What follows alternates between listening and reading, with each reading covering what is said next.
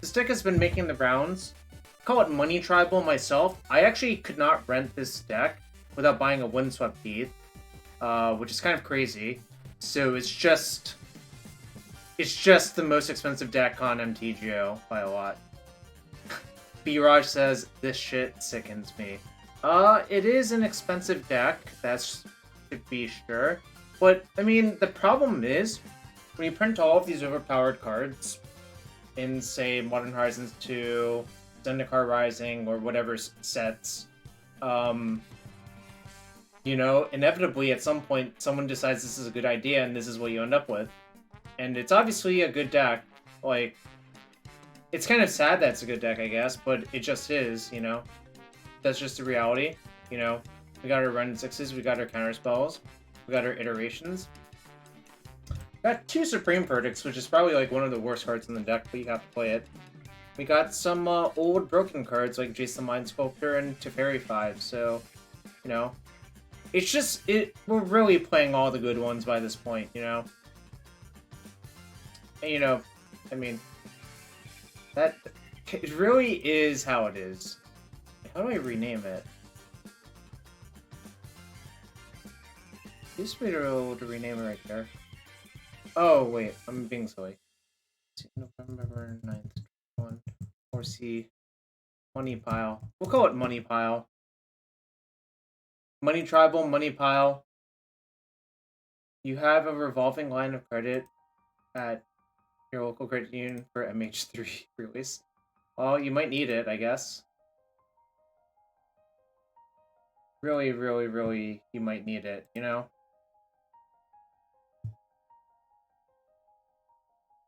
So yeah, we got the deck, and I don't know, there's really not a lot to say about this deck except to head into some games with it in a second. But I guess I'll put the deck on CPL real quick.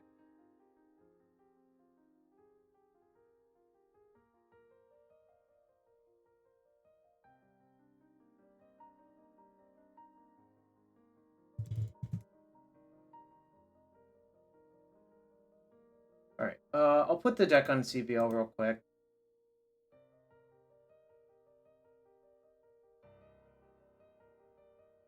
This song's a banger. November 9th, 2021. 4C Money Pile. Money Pile like Moneyball? Anyone? Bueller? Anyone?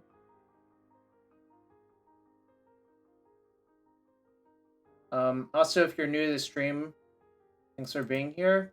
If you really want to support the stream, hit that full button. That's free to do. It's Fracturing Gus, Andre. And if you really want to support the stream and you have a Twitch Prime sub, consider using it here. Everything's appreciated. The deck should be on Cardboard Live as well. Can someone check that out?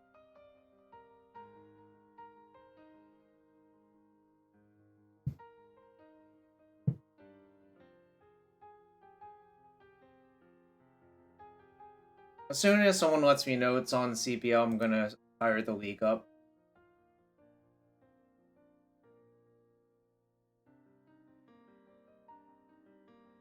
Also, how's the music volume versus my voice volume? Is it good? Is it bad? I've been trying some new stuff.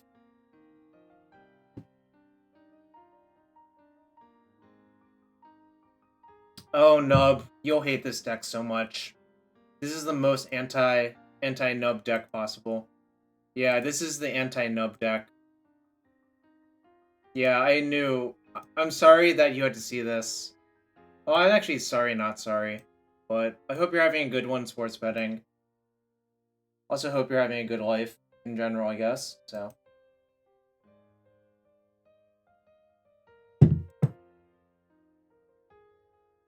I'm fine, I guess.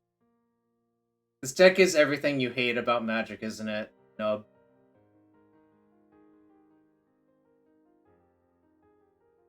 Wait, the league closes for? Interesting. Not realize that, but we'll get some matches in. We'll get all the matches in tonight, I guess. We'll not leave any floating. 25, no bad cards, fire only at final destination. Yeah, pretty much. Reveal Kihira. Firepile is a great name. Maybe I'll just name it Firepile. Obviously the sand's deep. How are we gonna use this to fetch? Actually, I could play this tapped and just fetch Forest. That's probably better, actually. I was thinking about fetching a Triome, which is normally correct to do, but I actually think fetching Forest and not shocking a million times might be better blind.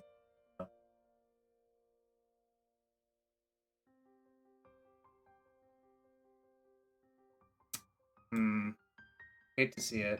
You actually do hate to see it.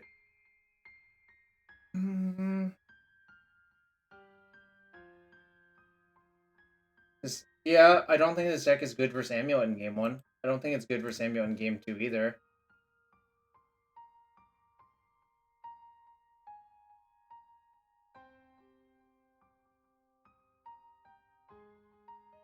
It's true, Wrenn and Six subsidizes a lot of nonsense.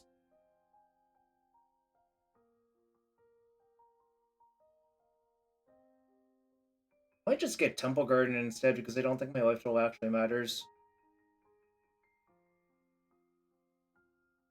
No Bant Triome yet. I think there will be within the next 1.5 years. Nub, if I had to guess.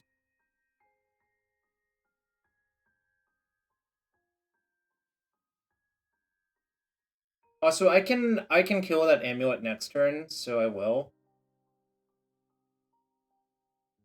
Yeah, we play a command because F you. Command's not really that important to the deck, but it sometimes helps you end a game faster. You know. Really hate to see that, honestly. Garden? Mark?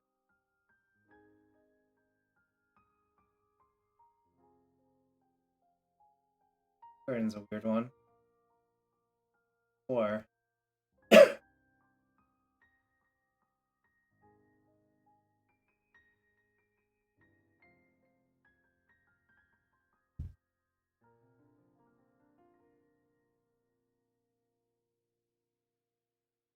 So fetch Rogren Triumph off this, plus on that, ending an Amulet, I think.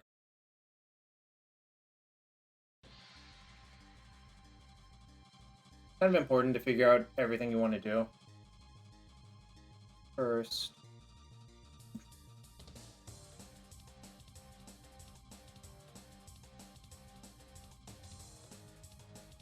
Yeah, I think I'm going to lose this game, probably, but we'll see what happens.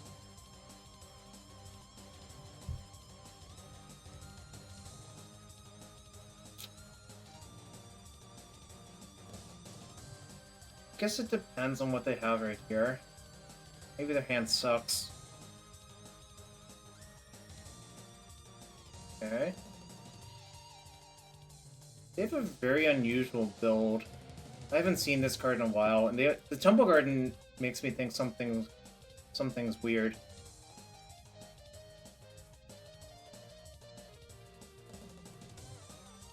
Alright, so it looks like they don't have another land.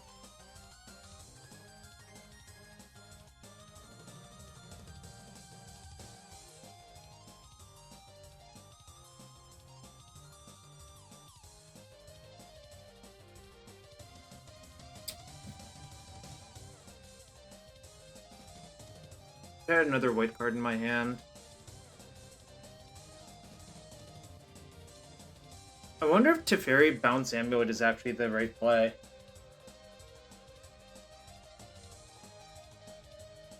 The other play I could make is Solitude their Dryad. It's kind of close, I think.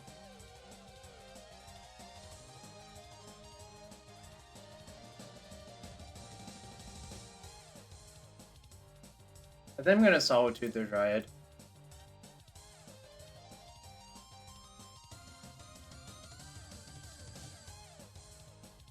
No, not really. Not when they have a Dryad out. I don't think in this particular scenario it's actually that much better to do that. Yeah, exactly.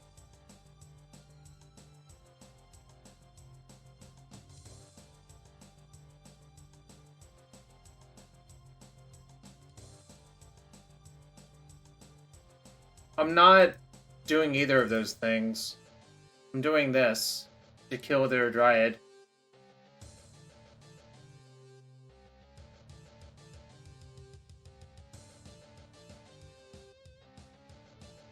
I think this is better, personally, but obviously there's some risk involved.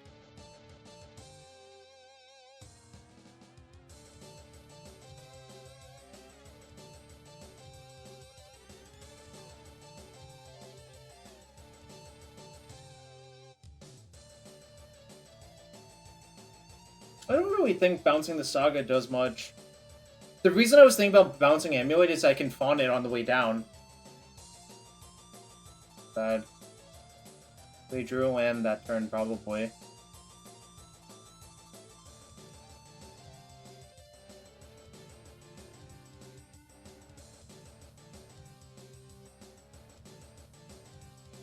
Okay.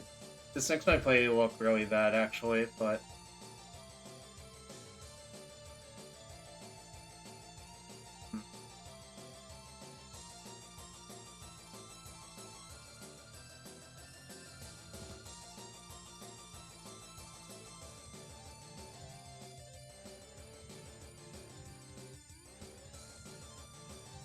Okay, so now my play looks really, really, really bad, honestly, but whatever.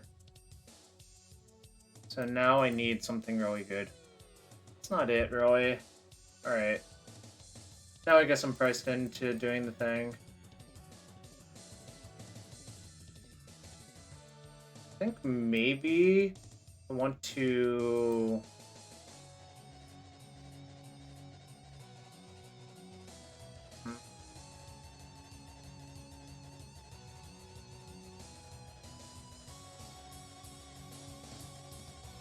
I guess I have to end up doing this anyways. So maybe what I did was worse than just doing this to begin with.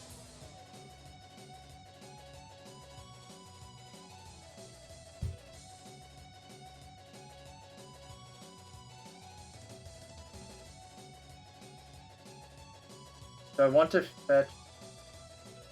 Yeah, I guess I do. Doesn't really matter which one I get. This really did not end up well for me. I guess I should get a white source, probably. Second white source in case I draw Supreme Verdict. So now they know the coast is clear for most things, honestly. And probably gonna lose. My hand is just 3 lands, another Wrenn. The Iteration's the best card in my hand, at least, so... But... We got issues with the Saga. Okay. I think now I'd rather just fawn, whatchamacallit.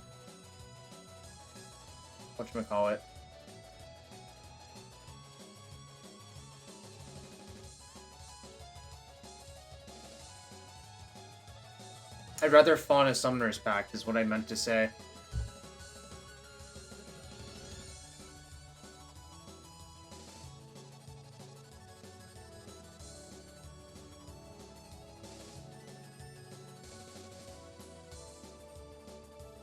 So they're gonna double strike their construct, probably. Yeah.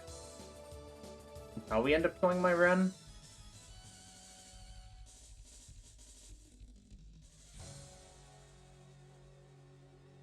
So, hypothetically, if I find Supreme Verdict, I might be okay. But currently I'm just losing to the board because they can put red off their Dryad of the Elysian Grove.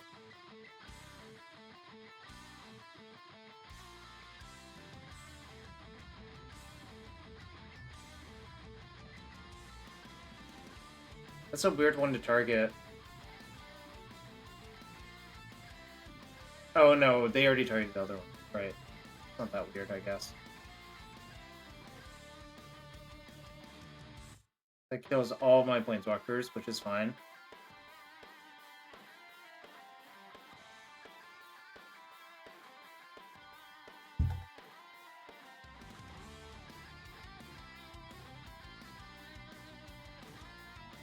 I guess Wrenn, fetch forest, play Verdict.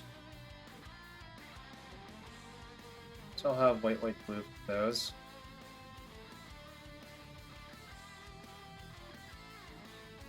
Gonna have to fade a Titan, but whatevs.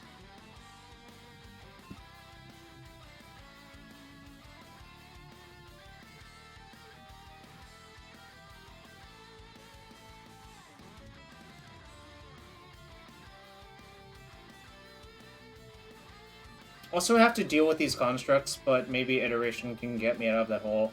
So, you know.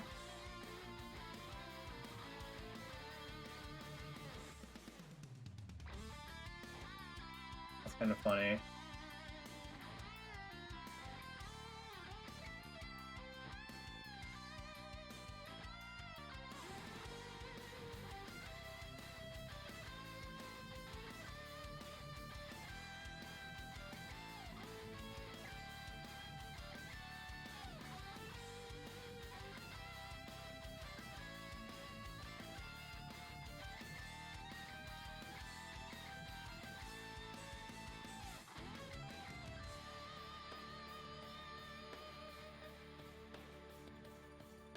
This is a weird game.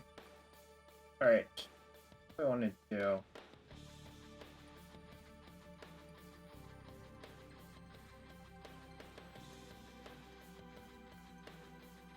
So if I uptick...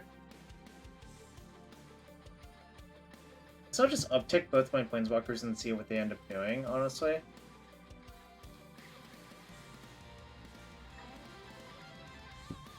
Alright. Also need to play relatively fast. Like, if I end up winning this game, it'll probably take so long.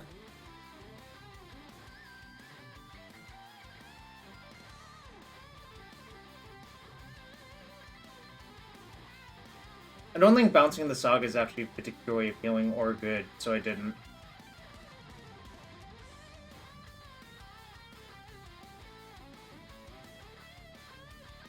And if all they have to do is just make the contract this turn, I think I'm okay with that. Do you think they'll get a third amulet? I got Expedition Map. See, that probably gets Saga. Flare West. Oh, I guess that makes sense.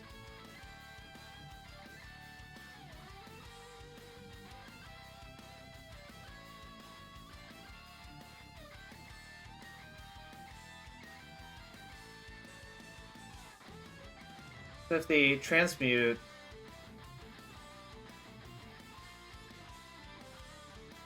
Okay. Actually, this is fine. I think I might have lost more to a Saga instead. Royal Razor, sure. I think I might have just straight up died to a Saga, honestly. Oh, they're gonna go for it this turn, right?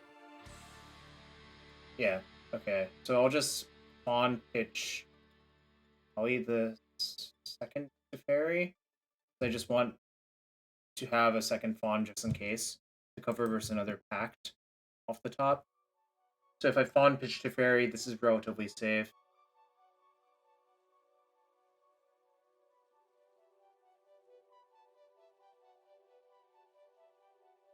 Then we'll see what happens, I suppose.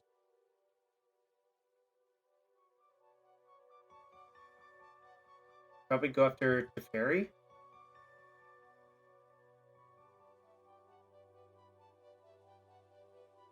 They're going after Teferi for 4 damages.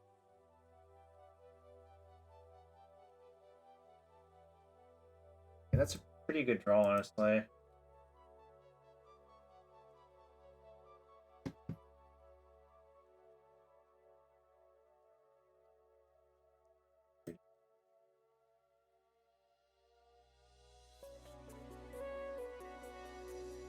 I'm just going to Verdict on their turn, just to see what happens. With the Teferi Plus, it's like really safe, honestly. Yeah, that does not matter. You can have all the amulets you want.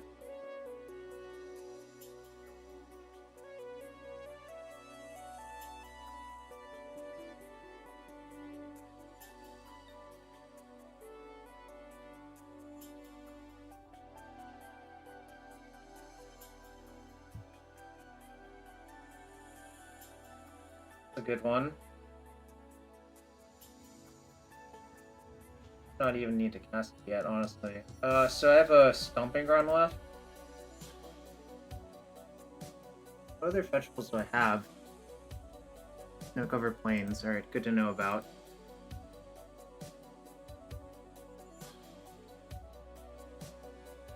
Alright, I think we're pretty safe now, honestly. Kinda got them in the hard lock.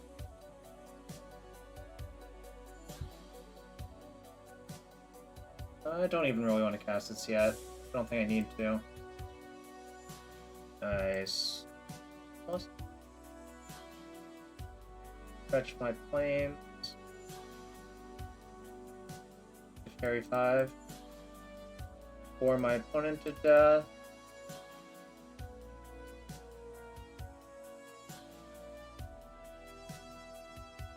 We can wait one turn. Because I basically have everything covered with this Solitude.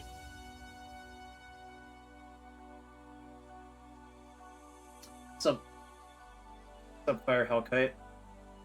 Oh, I forgot to run a prediction on this match. I guess I can still run it after this game. It's kind of funny to think about.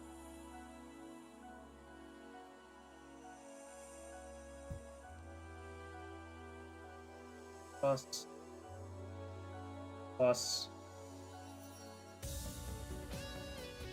Alright, opponent conceded to the combination of Wrenn Emblem plus Teferi 3 plus Teferi 5. You ain't never seen so much firepower in one place. Right. I suppose I'll start a prediction. Well, I won this match, but keep in mind I don't have a very good sideboard for this matchup, honestly.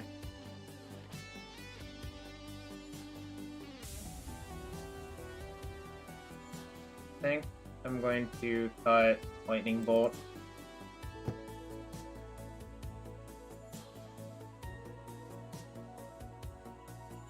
What else should I cut? Any thoughts, chat?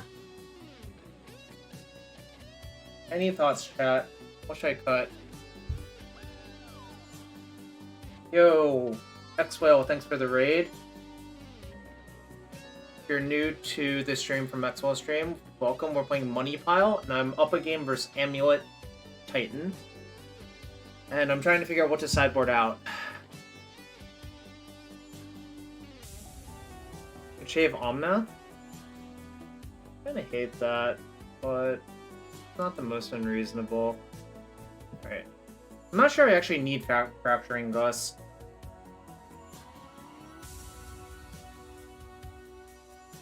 It's kind of nice, though. But Gust plus Fov is a lot.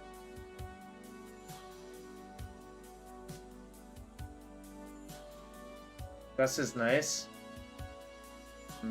Alright, I'll cut 2 Omnaths. I don't think you can ever cut a Wrenn in this deck because your mana requirements are so steep. So I think... Oh, actually I wonder if I should have another Fawn in. Fawn's like actually pretty good. Gus pitches Solitude so it can't be bad. There. I'll cut another Wrenn. This might be blasphemy, but... Oh no, I think Teferi 3 is actually pretty good. It's not like insane, but it's just a good catch-all. Good all-around card, I think, is how I would put it. Maybe I'll cut 1. Alright, I'll cut 1. But the Lightning Bolt can definitely go.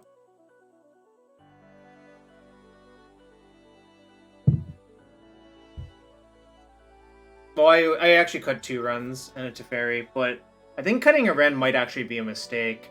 I'm just doing it because I don't know what else to cut.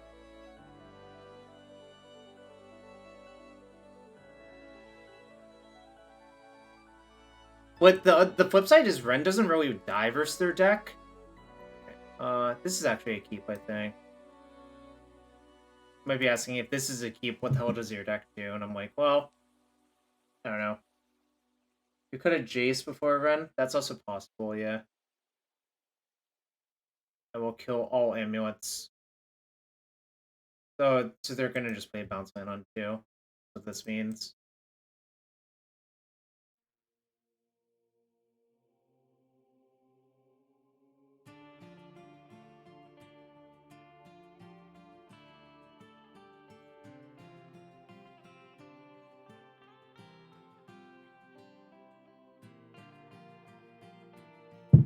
Yep, there's the bounce man. If I draw Spreading Seas, it'll be so insane. So give me Spreading Seas, deck. Come on, Spreading Seas.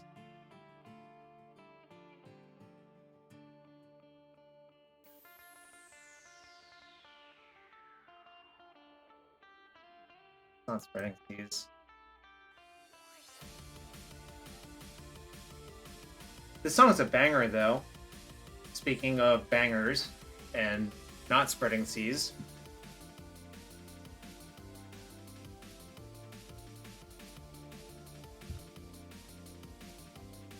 I should have played Sacred Foundry, actually, now that I think about it more.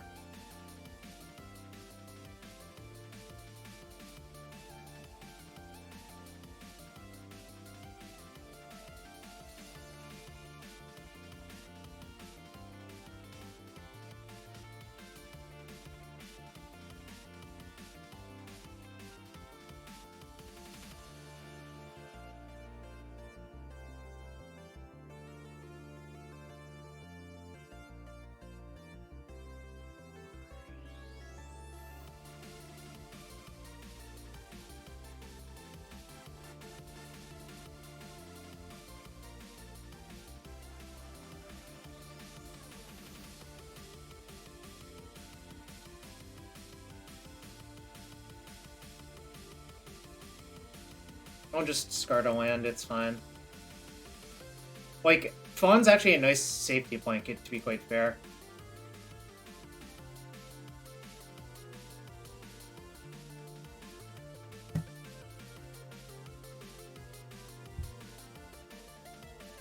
It's kind of weird to cast Iteration there. No, so I thought about that.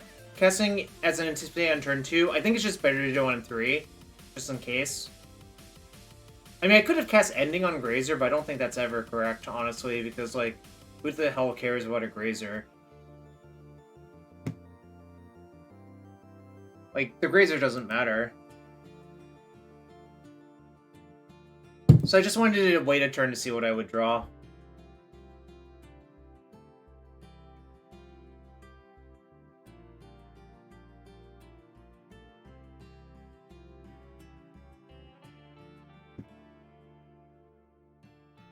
This is getting how it done, I think.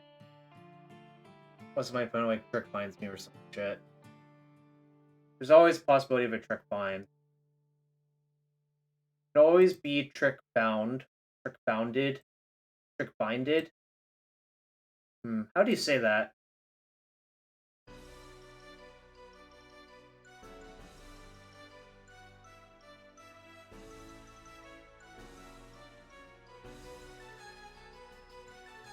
Trick bound? Okay.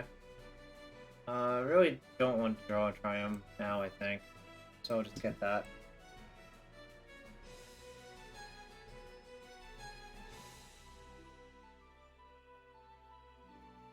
It would be a funny draw, Force of Vigor.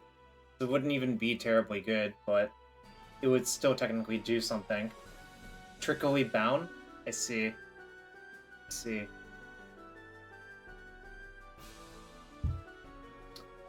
Well, I'm ahead by 2 minutes on the clock. I hate that one. I'm just gonna play it tapped. Take it slow.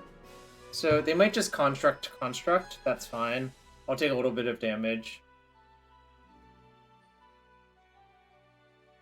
Don't want to put Kahir in my hand because I would just have to discard.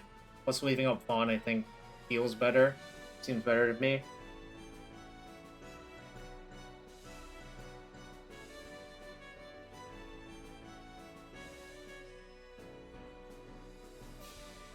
Okay.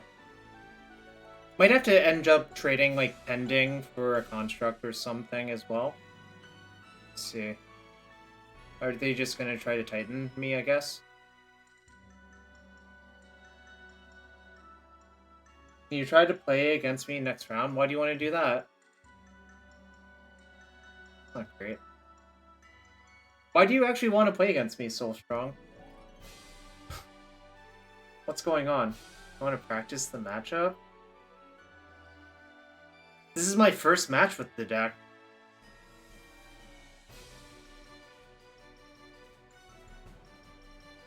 Stronghold.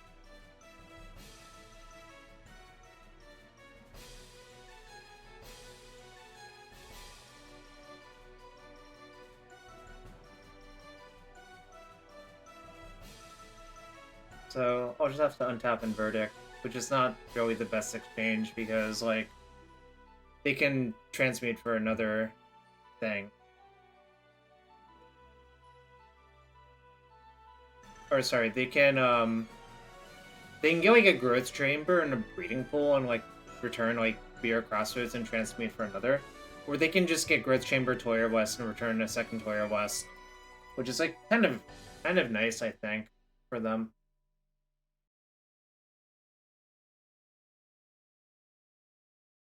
Interesting.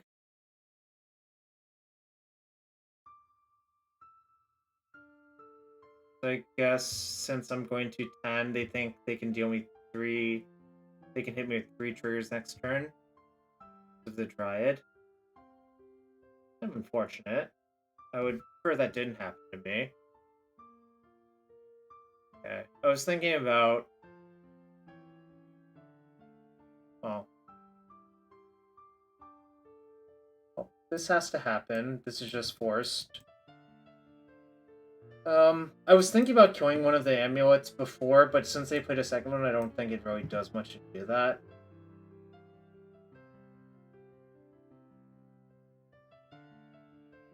But then I'm just gonna play a tap Sacred Foundry and MTGO. And hope to, not die, you know?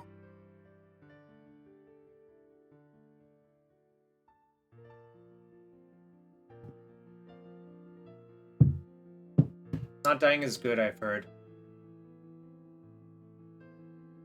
I think they might just have to X-Mute for Pact, honestly. Kind of feels like that.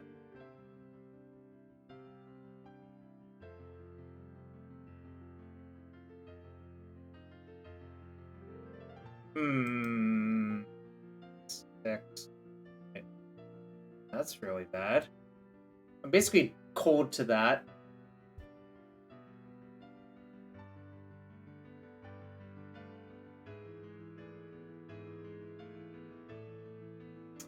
If they're smart, they can actually kill me this turn.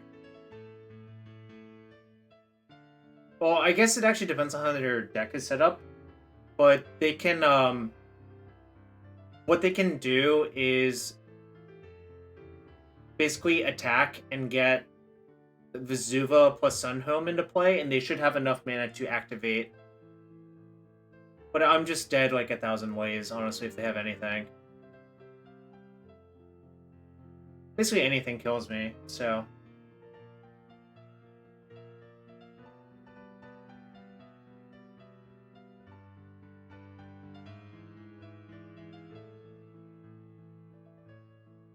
Like, if they literally have Sunhome Vesuva in their deck, I'm dead. So this is, like, kind of moot.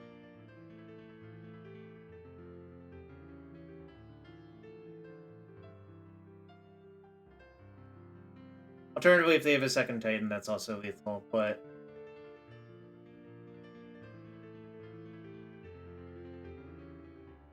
Okay.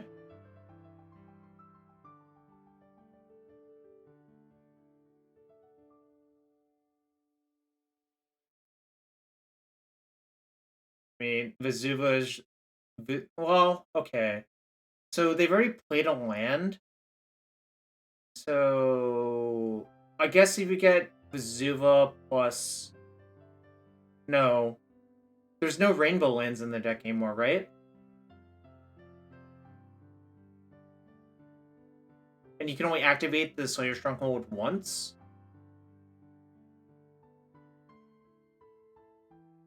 Alright. I just want to see what they're going to do.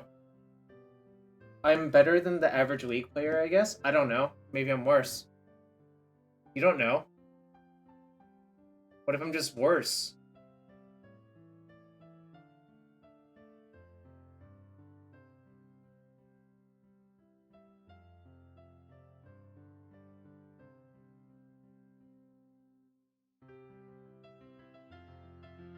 Gemstone Mine got cut, yeah. Gemstone Mine would actually be... I mean, it's like, whatever. It doesn't really matter. I'm dead, like, in 1,000 ways if... Like...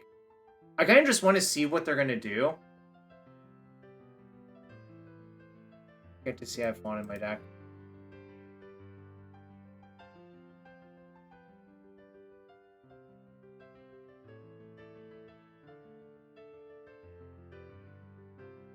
Yeah.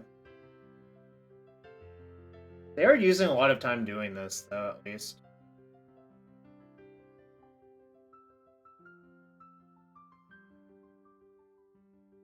Is it worth doing all this instead of just showing me the Sun Home Vesuva? Like, I feel like I would have just searched up Sun Home Vesuva instead of doing all of this, but I'm kind of rooting for them to time out.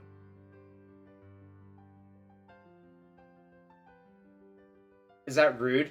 It's a little bit rude, isn't it? I suppose. Alright, I don't think I can actually side out Wrenn and Six in this matchup because I need more green cards for my Force of Vigors, actually.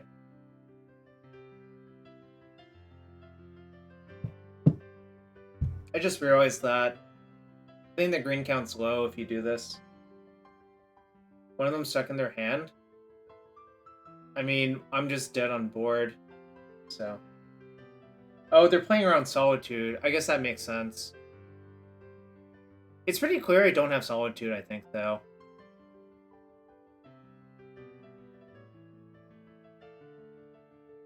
Okay, if they're playing around Solitude, that actually does make sense. You're right.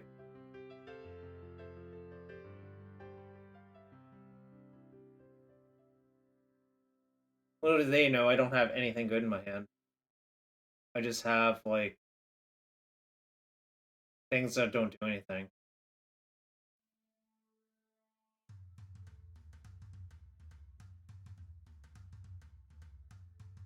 Alright, so they do have the Ziva. Look at this, they're putting more triggers on the stack than they did.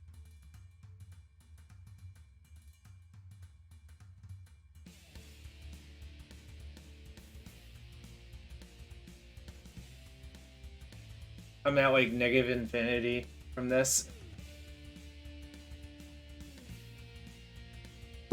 Alright. I suppose I'm at 0, because the game ends when I'm at 0, not negative infinity. But they could overkill me for a lot, yeah.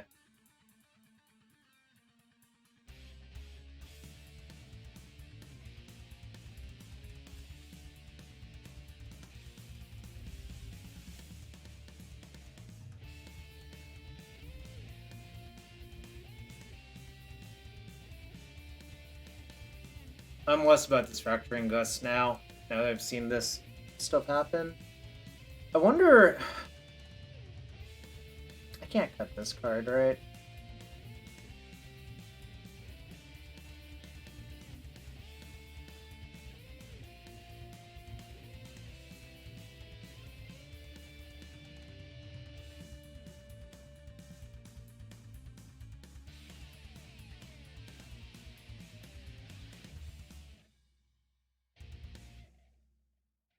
I kind of hate Fury. I don't think it does very much.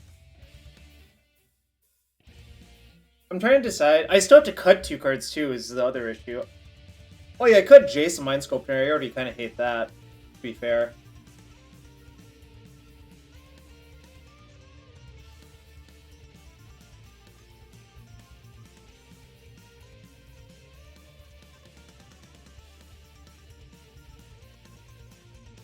How crazy is it to cut 1 pending, 1 Teferi?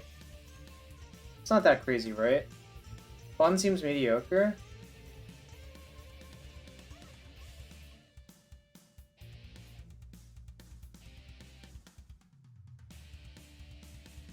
Got Teferi and the Fawn, actually. But I'm not sure about it. I kind of like the Teferi, especially on the play, but I could be wrong.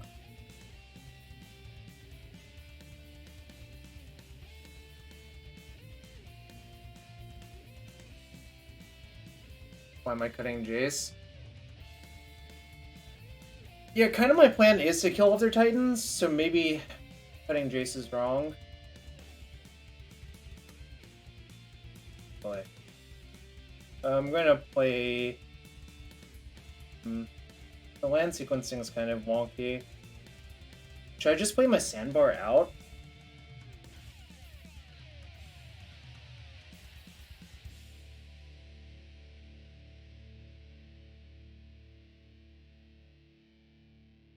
I think I'm sandbar out.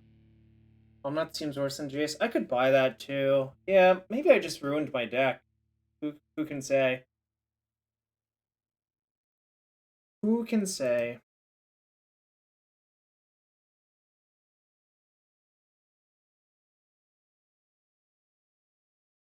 Wild draw power? Yeah, it is. If I need to counterspell something, I will. Otherwise, I'm going to fetch one of the triumphs. Probably blue, white, red, given this hand.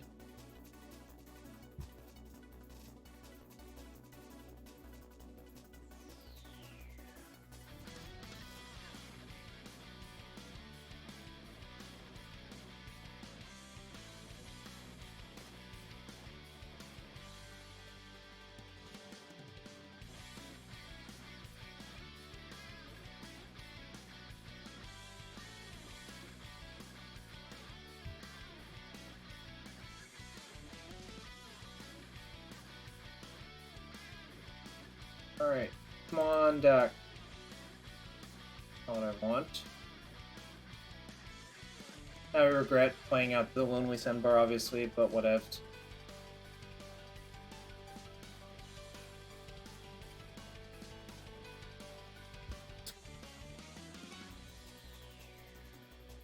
Where are the chances my opponent times out, chat?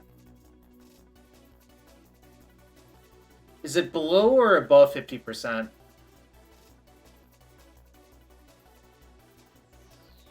5%?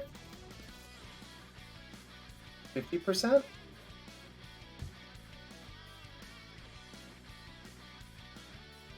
Oh, pretty good, I think. Kind of weird that they played that instead of just playing away and saying go.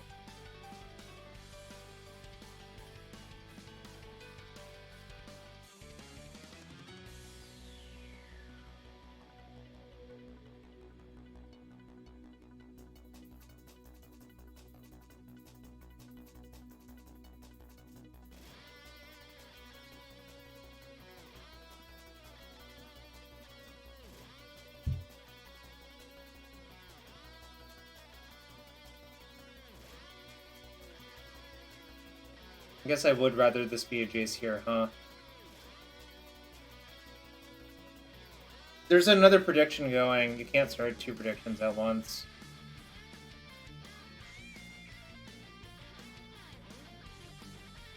Let's see if Omnath can handle them solo.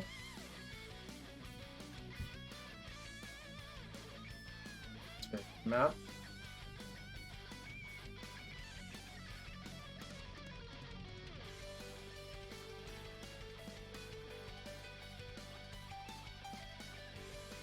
Yeah, Teferi West.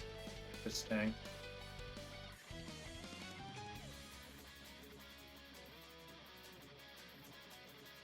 Okay.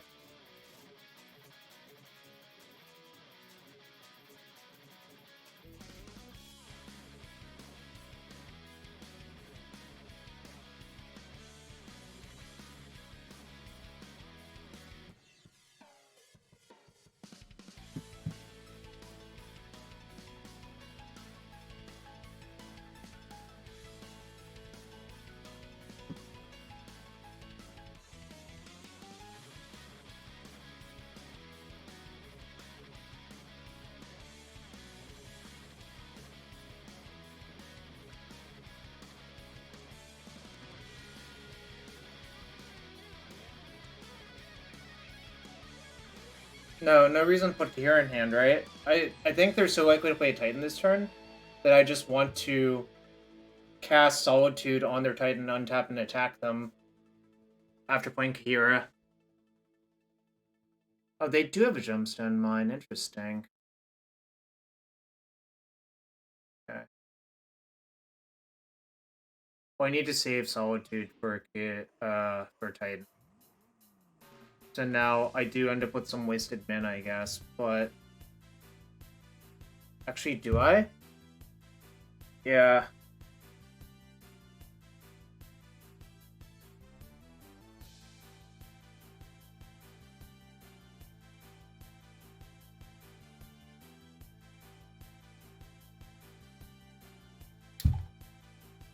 So if I sandbag a fetch, I can deal them 4 more as well in a different turn cycle. Which might matter, actually.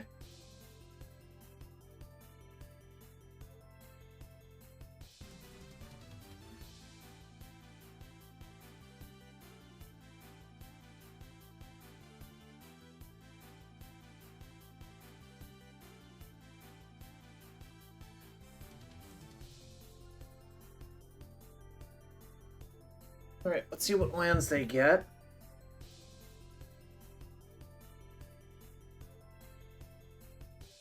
Yeah, I didn't really want to evoke Solitude.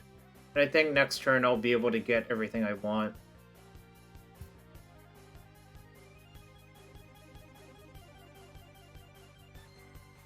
I have to put them to 17, unfortunately, but whatevs. Alright, I guess I'm putting them 19 instead.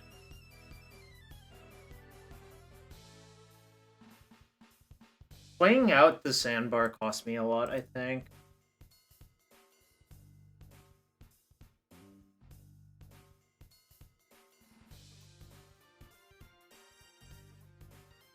It's true, Solitude would be better if it made them that kind of thing.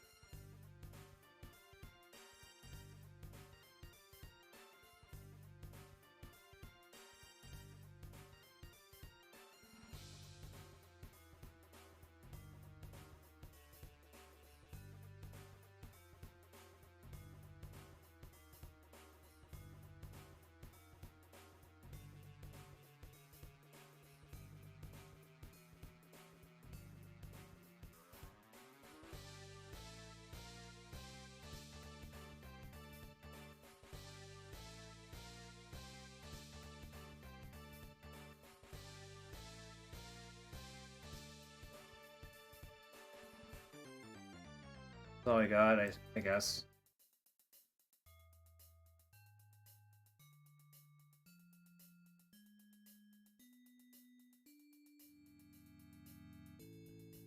Okay.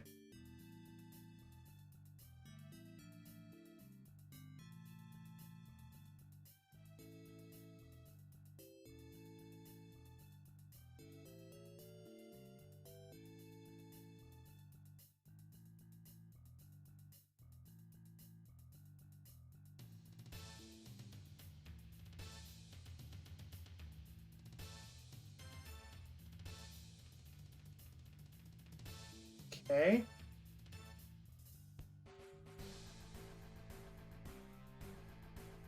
Okay.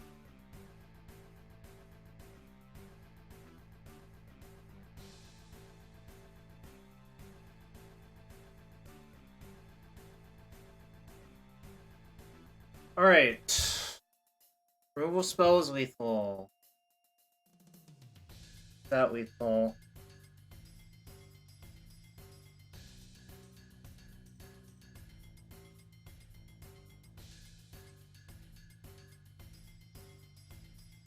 Okay.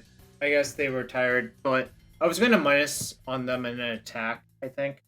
Yeah. I was just gonna minus, probably. But they conceded instead. I guess they realized they couldn't win.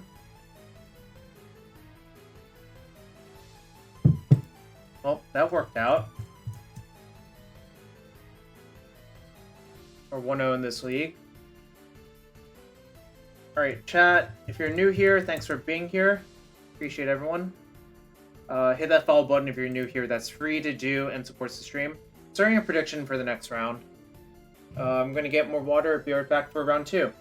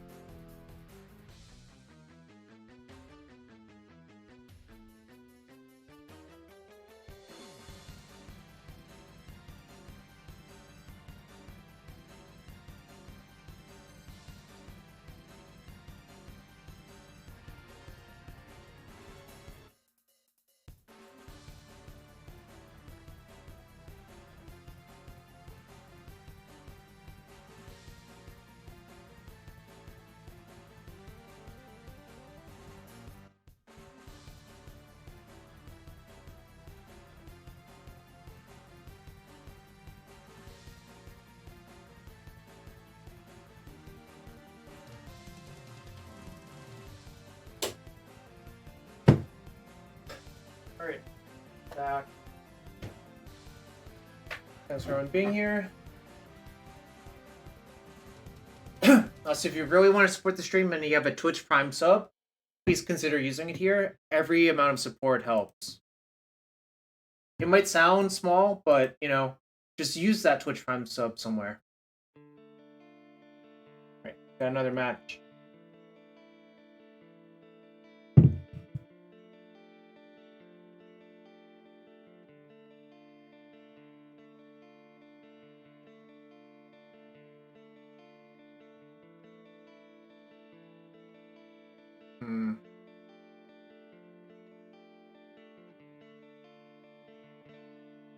Yeah, I mean, I'm gonna keep this everywhere. First, everyone. Shit. Goblins? Playing against goblins? Where's Goblin Lackey when you need him?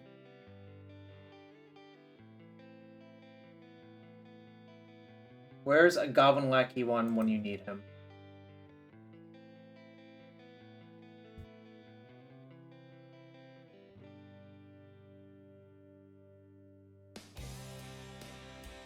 Ah, shit.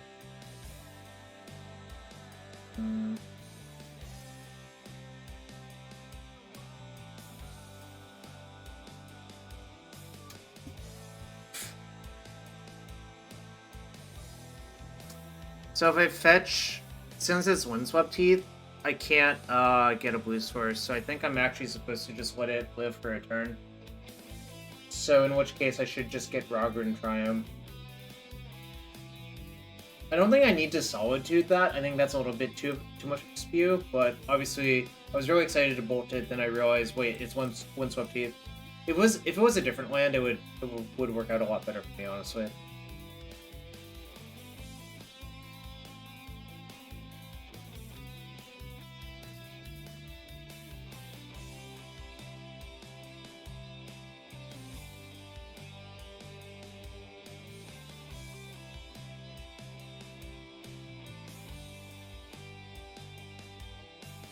Should I just kill both of their creatures?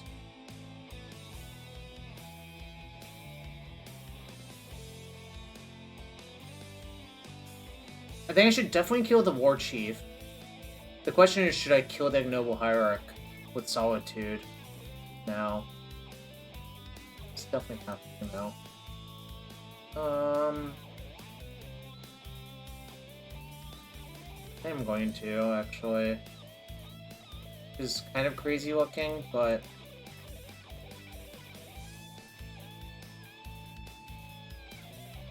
alright. I think their fourth mana matters a lot, actually, generally speaking.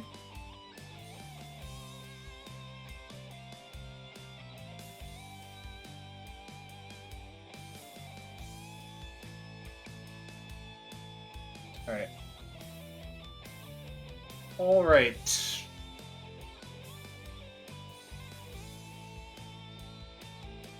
Ringleader. Ringleader. Alright, so they have Snoop combo in their deck, which makes sense.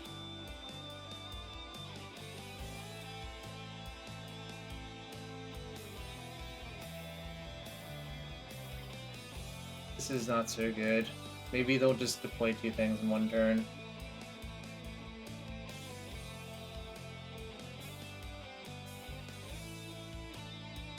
I generally feel pretty good about these sorts of matchups for this sort of deck, because all of your cards are broken and their cards aren't.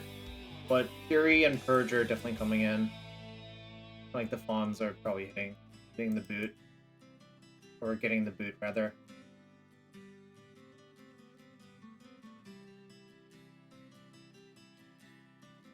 They have the Snoop, but we have the Snoop beat. Indeed. Indeed. That is literally what's going on here. Okay. It's a weird way to do that. I mean, they let me use my Counterspell, which seemed highly questionable.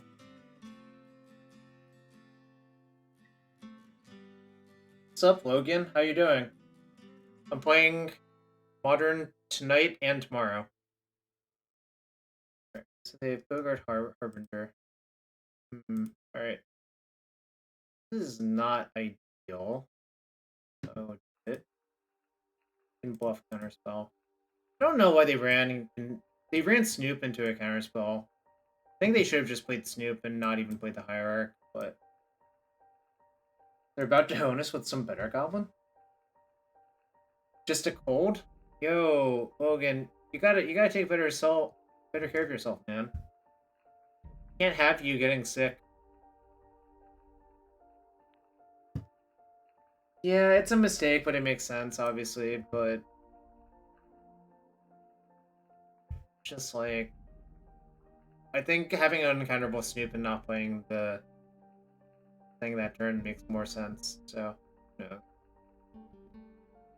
Also, post-combat Ringleader is also a decision.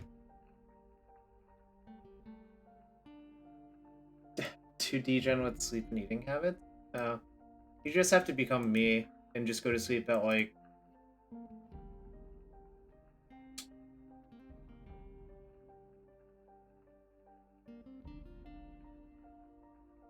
Okay, I was about to say something. Alright. I think here's what I'm gonna do.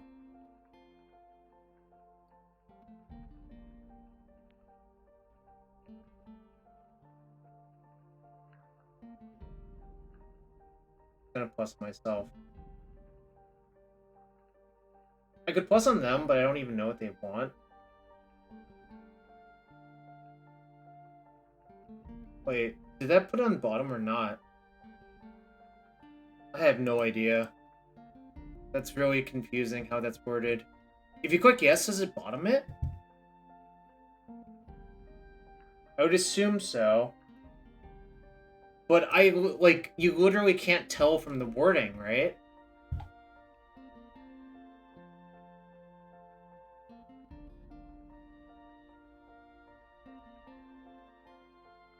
Yeah, I literally have no idea where my card went.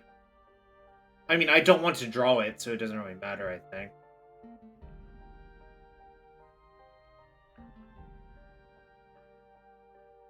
Okay, that's not ideal for me either.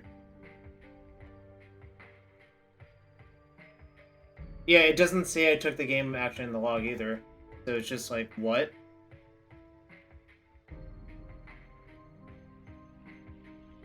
Should I just find out? I mean, I'm just gonna fetch, so...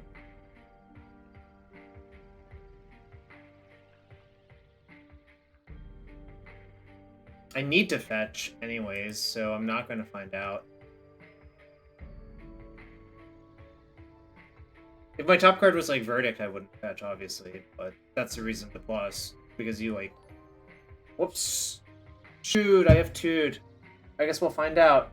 Yo, Logan, what's up? Thanks for that sub, buddy. Hope you're doing well, obviously. Oh yeah, I don't need to fetch. Okay, dead. They have... That's just their hand. Just way too much. That game kind of sucked. Yo, DKO. Yo, I don't know. I was wondering where you were going with that.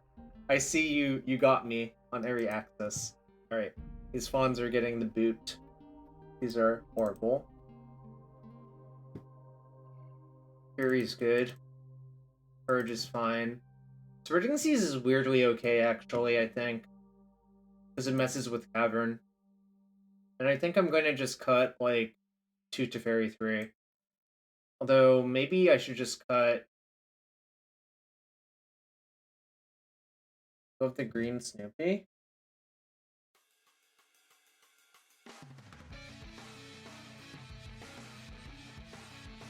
You might have to stick to only 2 months. Fair enough. You know, whatever works. Anyways, thinking about these Spreading Seas. Guys, Spreading Seas, chat? Also, what should I cut? Maybe I should just cut the Fairy 3s. They're actually not that good. Yeah, our opponent's Jund Goblins. I like Spreading Seas because they KO's Cavern. But maybe that's crazy. Maybe I should just... Like, Teferi 3 is not that good versus them either, though, is the actual issue.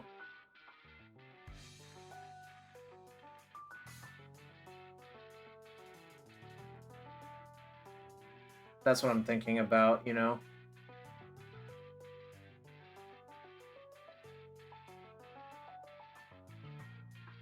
The last one for E. Sure. I don't think E is, like, insane versus him, but it's okay. E's like... EE's like Maelstrom Pulse for Aether Vow or something like that, you know?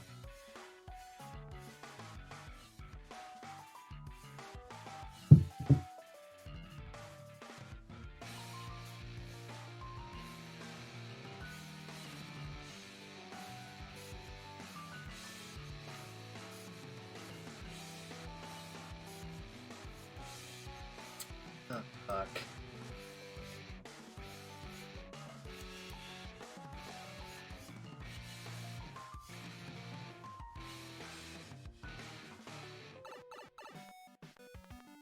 I'm keeping. Any fetch makes his hand really, really, really good, so I think it's like crazy to mulligan, but obviously this could play out far away. I'm not gonna play explosives on one blind, even though like you could justify doing that too.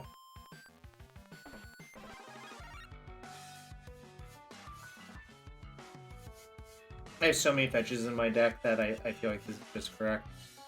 Alright, well, we still get something out of it anyways.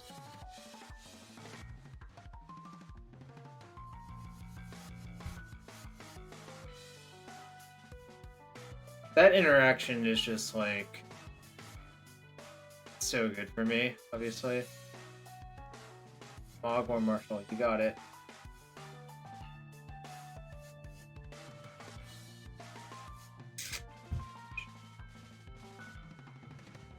Plus...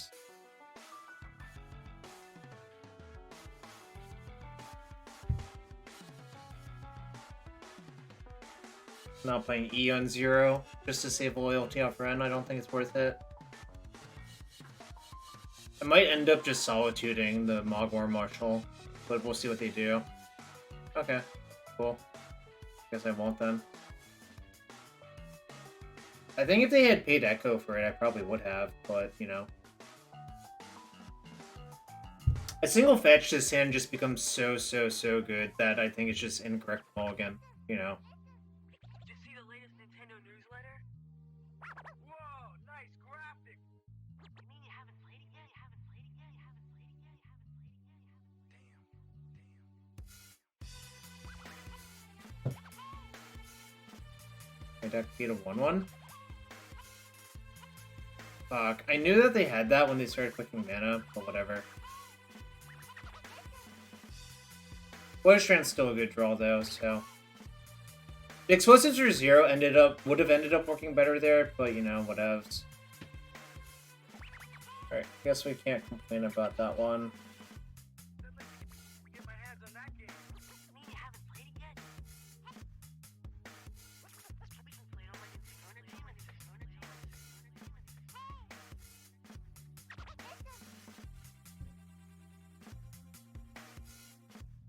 team, Any fetch is good still, pretty much.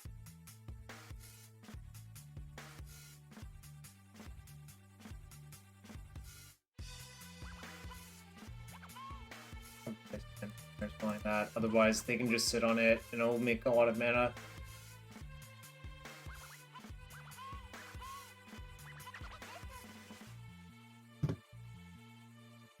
This is problematic. Fuck. Alright.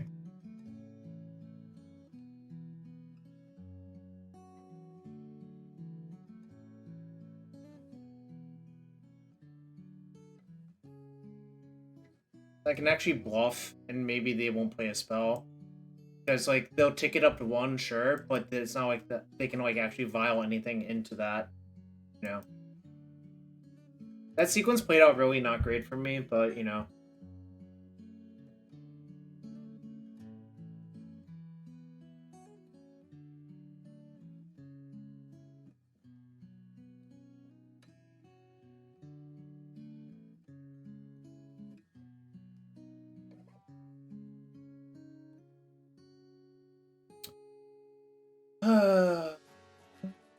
No. This is that bad. Okay.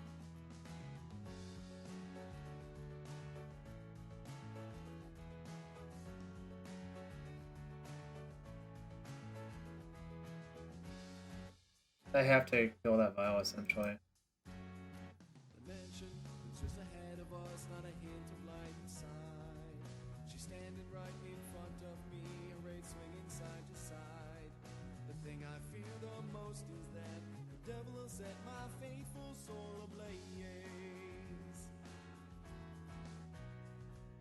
These corridors stretch forever into never-ending darkness. I listen very carefully, but the silence is deafening. A whisper could be heard for miles, and a spark will light the room like fire. Kind of a dilemma now. Probably want Wrenn as opposed to the Jace. Apprehension of my comrades by my side.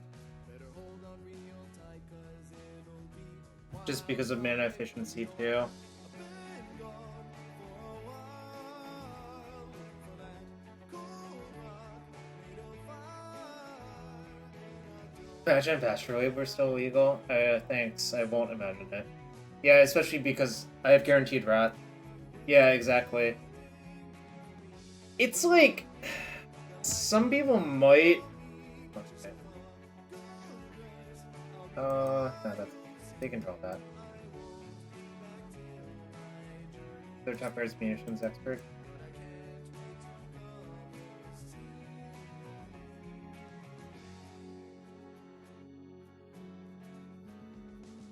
The atrium to the ballroom to the lady in the clock tower. We get more lost as we find our way with each unfolding hour. There's a limit to the So you just let that resolve. They'll put Kiki on top, then you Solitude, the Snoop pitching ending. If they put something else on top, fine. Then I'm not dead.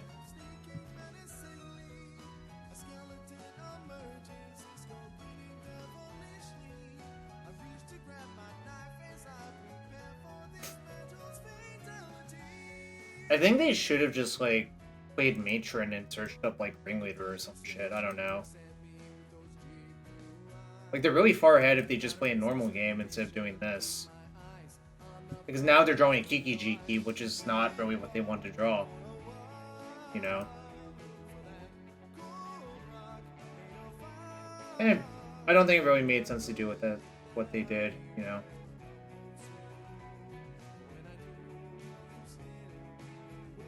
Alright, chat. Oh, I guess I can't even farm one more, thing from them, can I? Yeah, can't.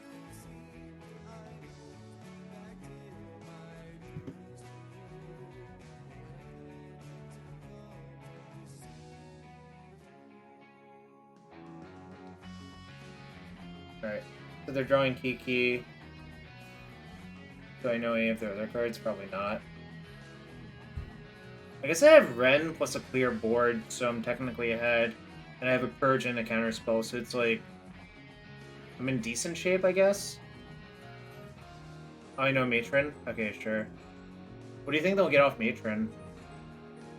I know they have Kiki as well, right?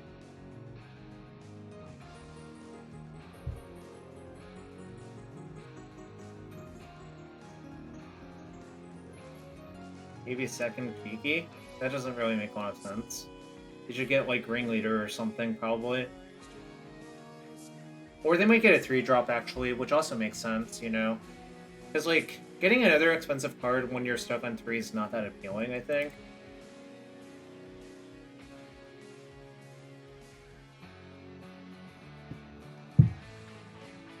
They got War Chief, which makes sense.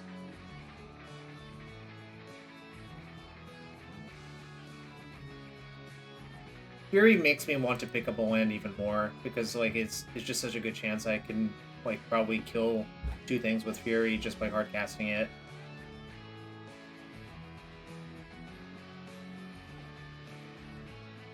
Like, countering that is not really appealing to me. I wonder if they'll attack me or Wrenn. They attack me.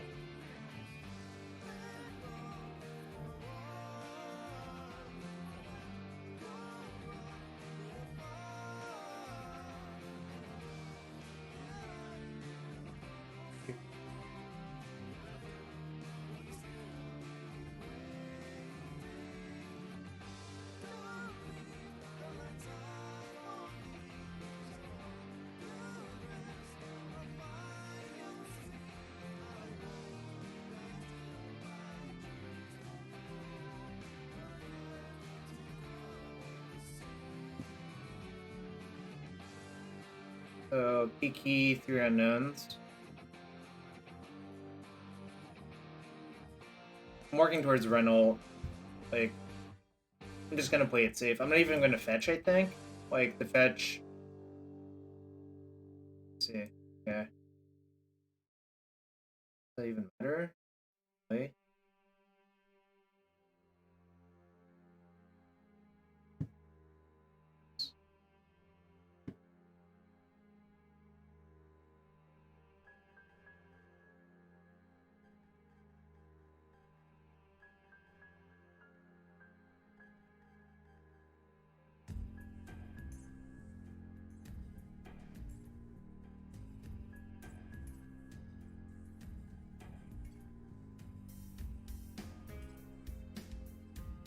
My cards are broken, theirs aren't, is what I would title this screenshot. I think I'm actually playing the land out now. What's up, XJ? How are you doing?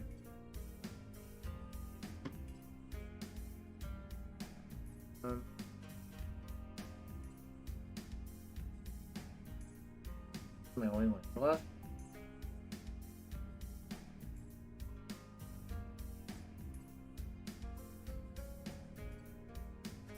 In the end, good cards defeat bad cards, no justice. You have an interesting definition of justice right now.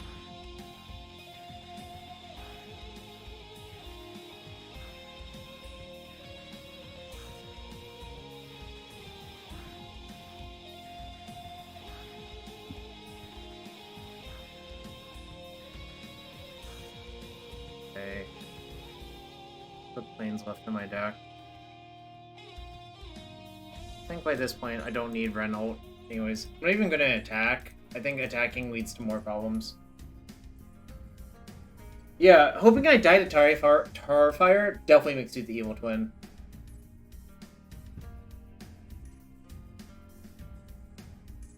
Right, game 3 versus goblins. You're at home and you have cheesecake, and you're watching your favorite MTG streamer play Magic, right?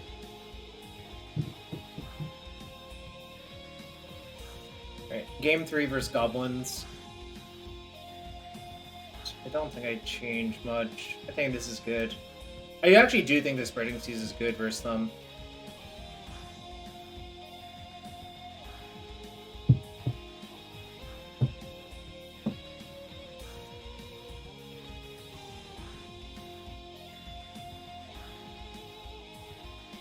Also, if you want to be as cool as Jabberwocky, y'all, you could sub to this channel. Jabberwocky is a rude... Jabberwocky is a cool dude, not a rude dude. Endurance over Counterspell? Oh. Hold on. Not too late to do that. I see. Because of the vials and the caverns. I dig it. I dig it. I understand where you're at. It's because of Vial and Cavern on the draw, right? Just a big ambush Viper? Yeah. Makes sense. Just means I have to fetch double green a little bit more than I might otherwise, but that's fine. Alright, this hand's really good. Any hand with Wrenn and Six in this deck is really good because your mana base is like kind of stapled together with fetch lands, and you need to fetch a lot to make your mana work.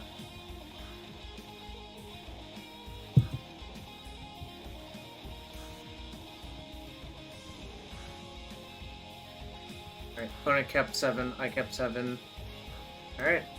This is not looking like a good counterspell, so... Alright.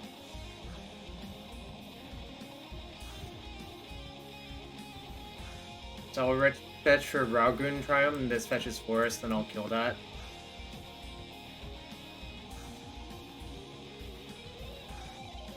No. I was making an example that if they wanted to be as cool as you, they could sub to me. Because you subbed to me. But if you all want to check out Logan, at least follow his Twitch. He has some good streams. Raugun Triumph.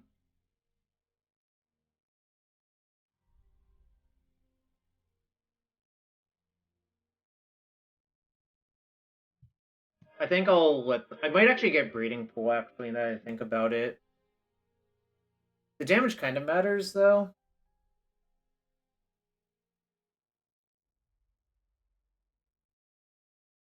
Alright.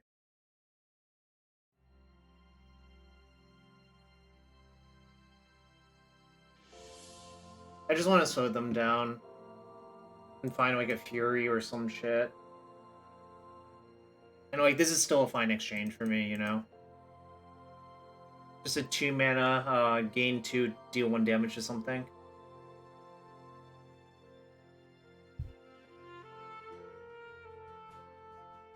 I can always put Kahira into my hand and Solitude, their War Chief, if I need to. But we'll see what happens. It's effectively Lightning Helix? Kind of. Not really, but...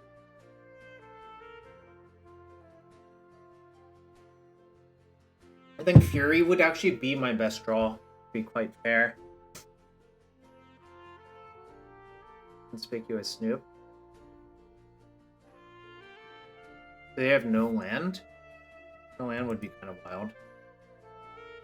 Alright, so they attacked with both the player on Solitude. I don't actually hate that for them, but obviously it was good for me that they did that. Oh, they do have land. Okay. Cool.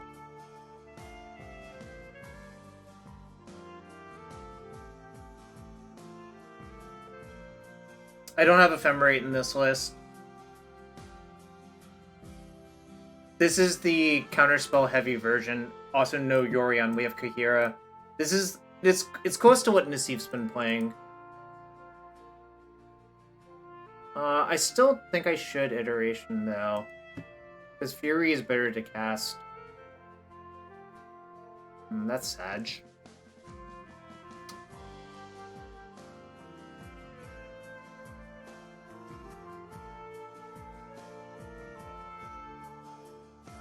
Am I going to want this run later? Probably. It's a red card. Alright. Kind of sad that it ended up like that, but whatever.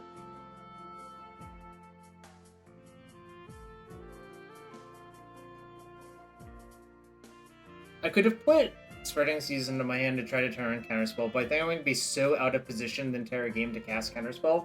I think that is a losing proposition.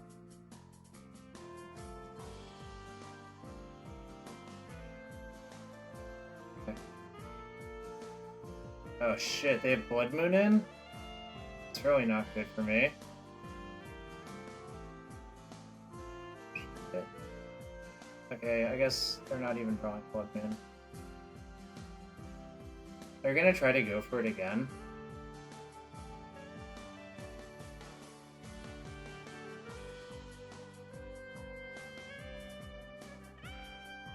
Let's see.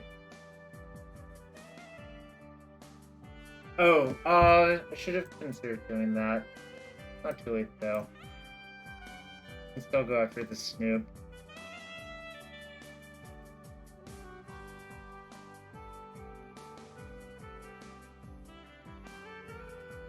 Honestly.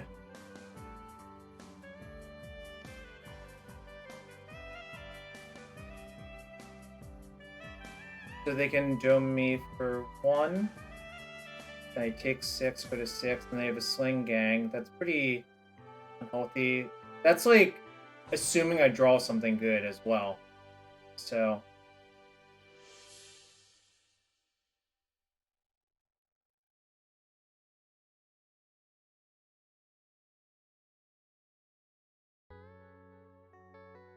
I have to look for a Fury, I think.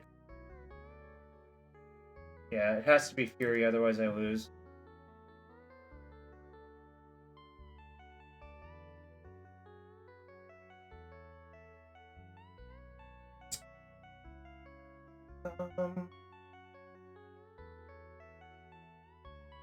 Yeah, GG. Guess I got overconfident. I don't know. It felt like I was in really good shape that game, too. Then I died. Not win. Alright. Run a prediction for match 3. One thing I really don't like about the 4-color decks is I think they're generally pretty soft to Blood Moon. to be quite fair. Like, Blood Moon is actually a problem for this deck. Like, if you look at the mana base, there are 3 basics. You only have 1 Celestial Purge. Being on the draw with Wrenn versus Hierarch, classic Jabberwocky spot. I imagine that is a classic Jabberwocky spot, because I imagine you've played more Wrenn and Six Jund than most people alive. But yeah, it's just Blood Moon is kind of insane versus this deck. Like, you don't always have fetch lands. You don't always have the Purge in your hand. I don't know. Obviously, it was a close one, but I got eked out. Alright. We'll try another match, though.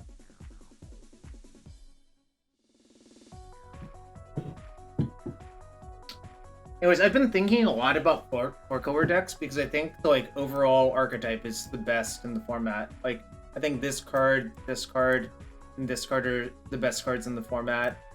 Like, this is also good, and this is also great. So, like, this just plays most of the best cards. So it kind of feels like this is probably some aggregation of these cards is probably the best deck in the format. I'm just not sure of the exact details, you know?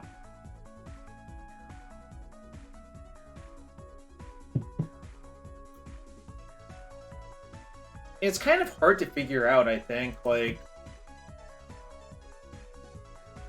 there's just so many cards you could put into this deck, and there's so many different strategies within it that you could play. Like, you can play Eternal Witness Ephemerate, you can play Sweepers, you can play Teferi 5 and Jace, you know? It's kind of hard to identify which is the best approach. That might also just be week-to-week dependent as well. I'm not gonna lie, I have not been a fan of this Lonely Sandbar, but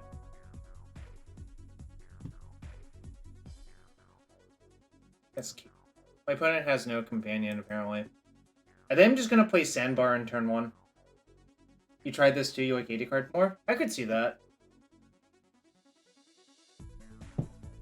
I haven't tried this version, so I wanted to try it out just for science. You know, I just want to see, why the cards are in the deck, you know? Like, why is there a Force of Negation? Why is there Jace Mind Sculptor and stuff like that, you know?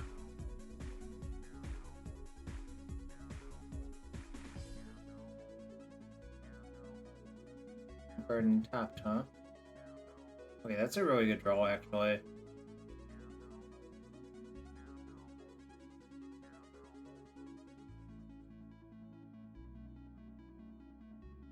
AD card just smushes the rest of the field more effectively. Yeah, I could see that. I kind of think Counterspell is good in the 4C mirrors, too, though. Good being, a caveat, because, obviously the games where you get to Teferi 3, that's not great, but I think generally having the ability to say no to your opponent's stuff in those mirrors is actually pretty good. That would be my guess anyways, obviously I don't know for sure.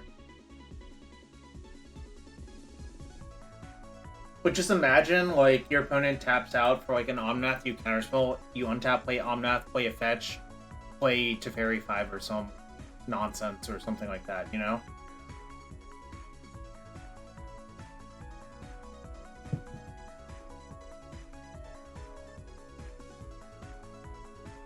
It's just very scary to not play with Counterspell, I guess, is how I would put it.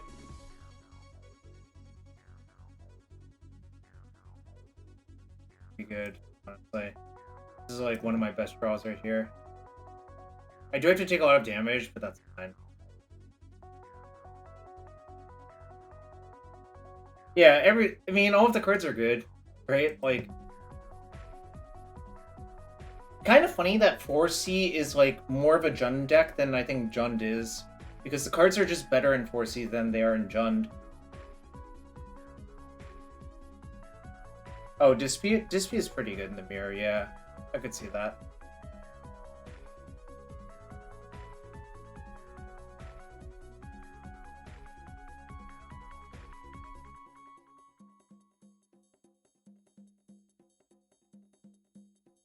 opponent's tanking on my fetch lands.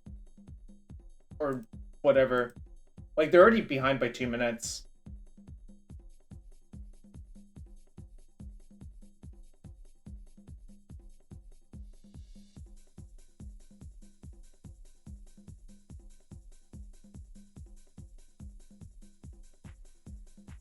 Why are they tanking, chat? Why are they tanking? What are they even tanking about? Come on. You loved Coatl? No, I could see that too. Well, actually, I'm not surprised you love Coatl, but I could also see it just being good. They had to get a pizza? I see. God, I forgot how insane Wrenn and Six is.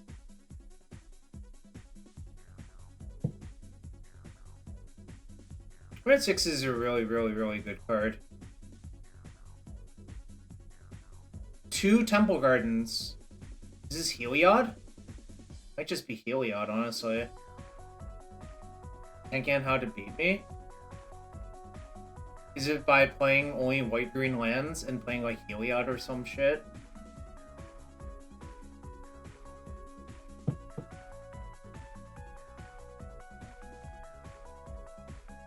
It is in fact Heliod, I think.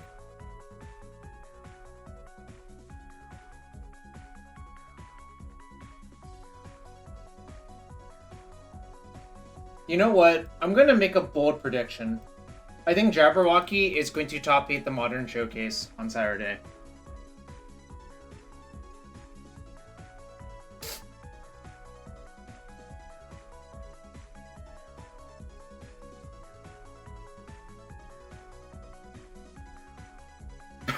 You think so? Oh my god. Oh. I'm glad you're feeling great.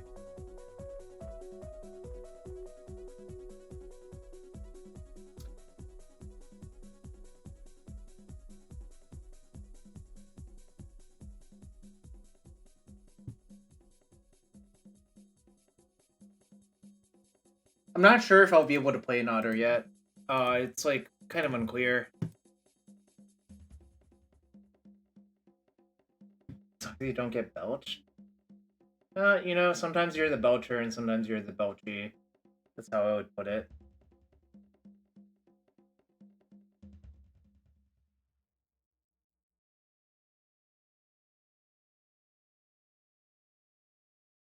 Opponent is really, really making me want to pull my hair out with their pace of play.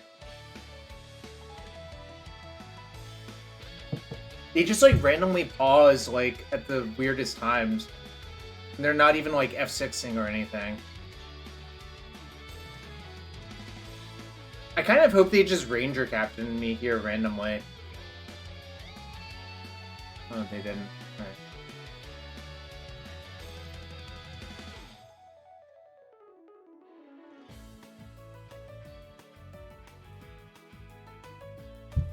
They're also a Vintage player? I don't know. What's up, Viverus? So you have to do it now, otherwise they can just like sack their Ranger Captain to silence you. So you have to bolt on your turn to be able to counterspell on their turn. Alright, so they have Coco in hand for sure. I'll get one of the Triumphs out of my deck. Probably the green one.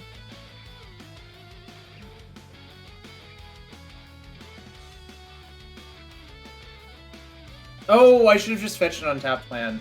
Yeah, nope. I see. Yeah, that's better. Oh my god. This is kind of a disaster now. No, getting an untapped land's much better. Y'all are right. I probably should just cast Counterspell, right?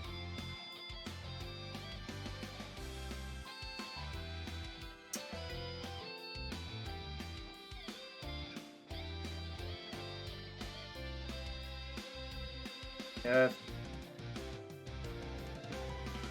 So I can still Fauna Company if they played on their turn. I should have definitely fetched an untapped land. That's so bad. I hope it doesn't cost me.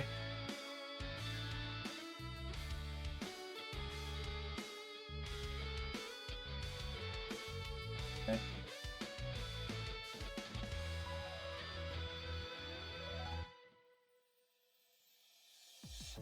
Okay.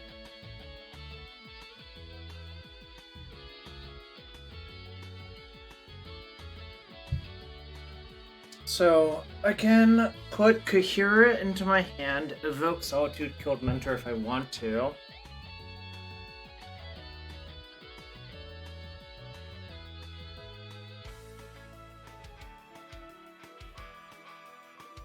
Kind of wish I could kill the Mentor.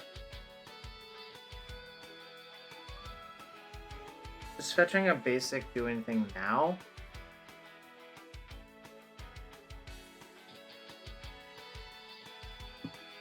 I'm doing this every time.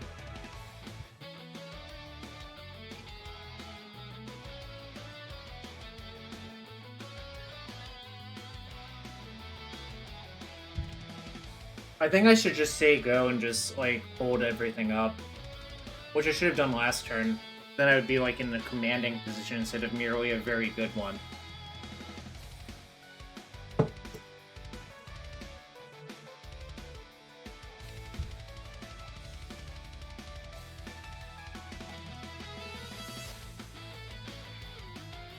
Okay. 2x Wrenn Ping? Nah. I don't think that's really that great to do.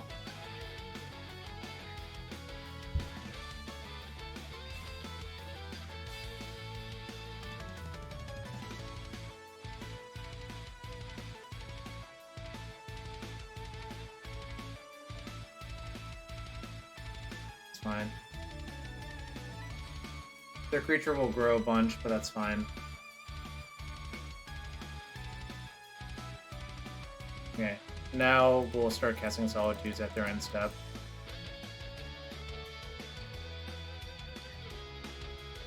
If they company, I can fawn, so it's fine.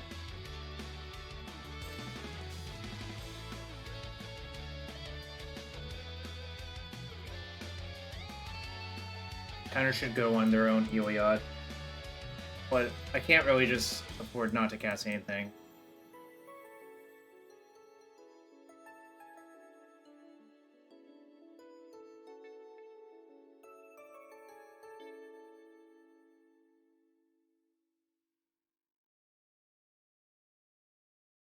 Well, tanking looks good. Now I have Solitude plus Counterspell.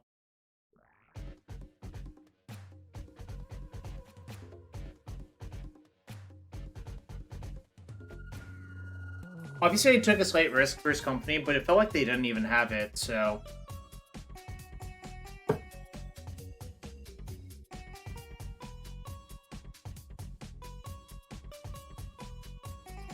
Better.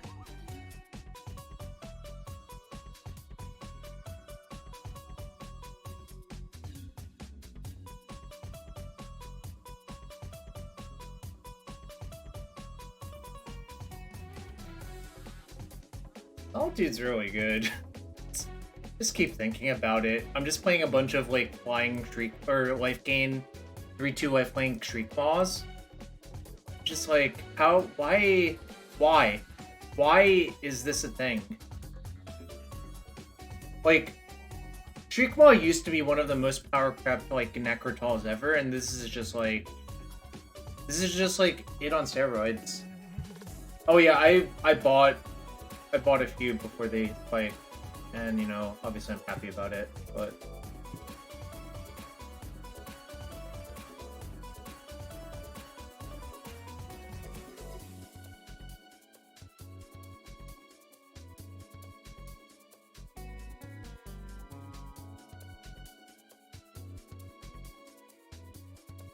Two, three, four, 5, 7.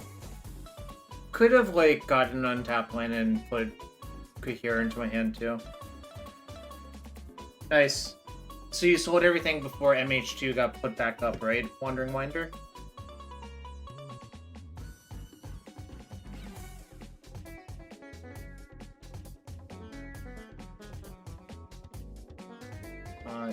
Good. Yeah, if I just ult, like, how do I lose? And I have, like, Fawn to cover. Whatever.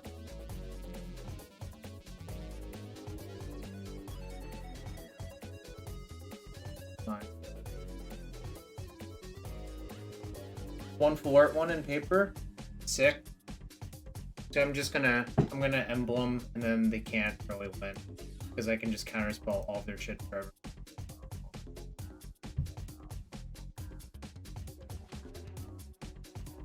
I should have tapped this one, actually.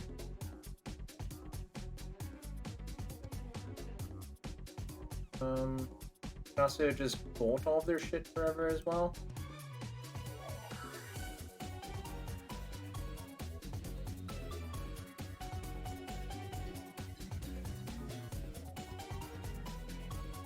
Not me.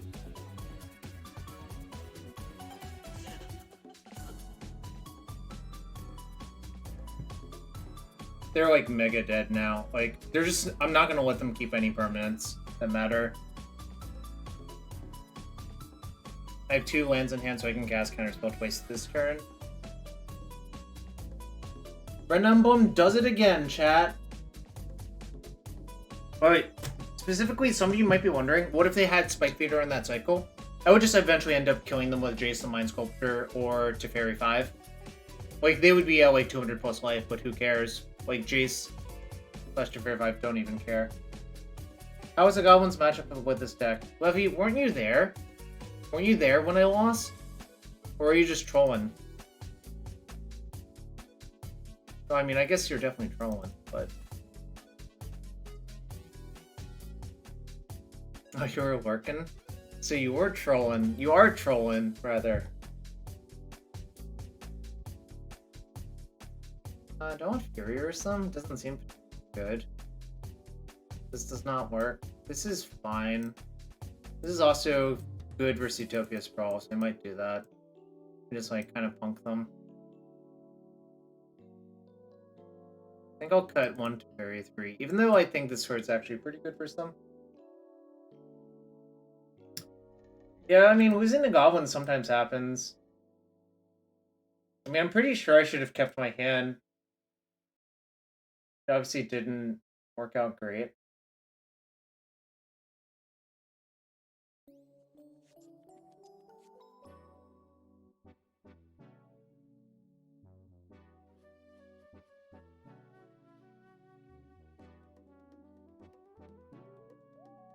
I don't know. The deck feels extremely good, though. That's my comment on it.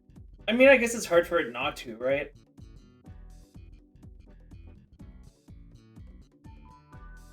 Anyways, I predict a shit ton of Omnaths this weekend for those of you who are playing the Modern Showcase. So, if you're playing a deck that's bad versus Omnath, Teferi, Wrenn, you might want to reconsider what deck you're playing.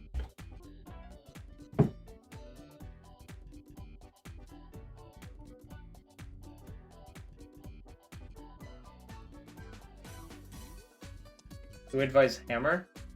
Is Hammer actually good versus these decks? Like, I don't know. It might just be even, right?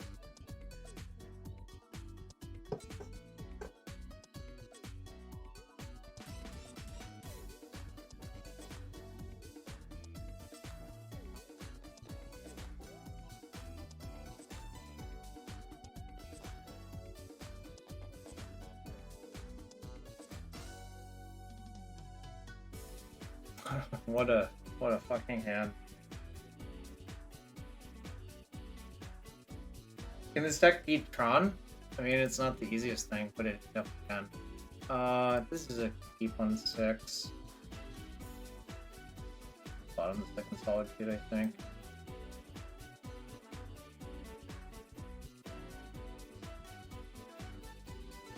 Probably have to get Steam Vent's Temple Garden.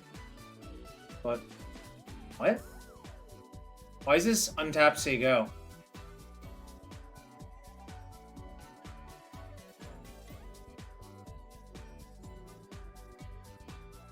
Why did my opponent play this untapped and say go?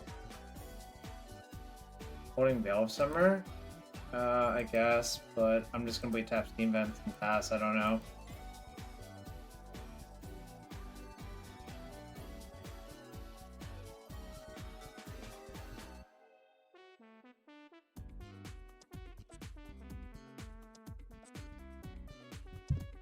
So I don't think that deck plays Blood Moon. I think they play Magus of the Moon.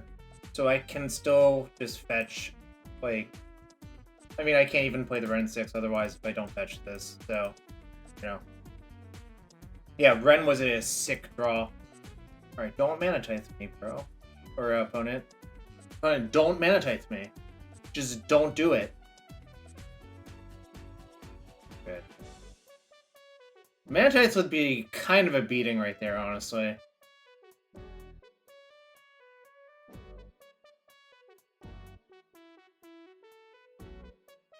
Is it time for Magus of the Moon? Fetch, like, Magus of the Moon. And then I, like, show them why Magus is not that good anymore.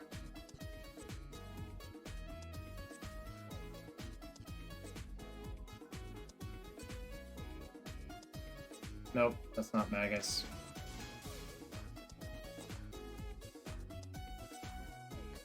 Okay. Time for Ranger Views? Oh, it's time for Skyclave. Sure. Whatevs.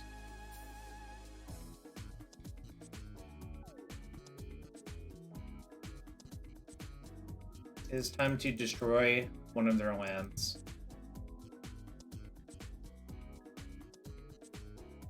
And then I hope I draw a land. This is mine. SSA. They have no companion. It's also really hard to play Heliod Company with Kahira.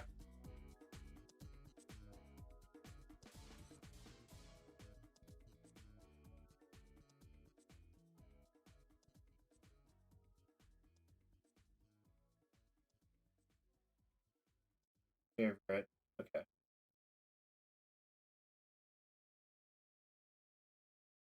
You could imagine? What could you imagine? They got Walking Ballista. So, since everything's a forest, I can get Ragur and Triumph.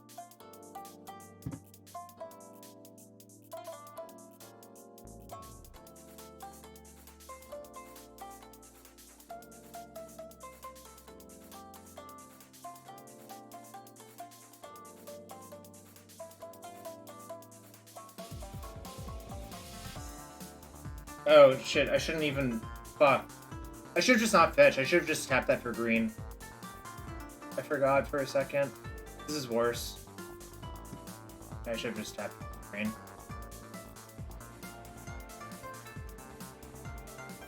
I fucked up, though. Like, it's just so much better to just tap that fetch for green off the Yavimaya. But this is okay. I'm still in good shape, so...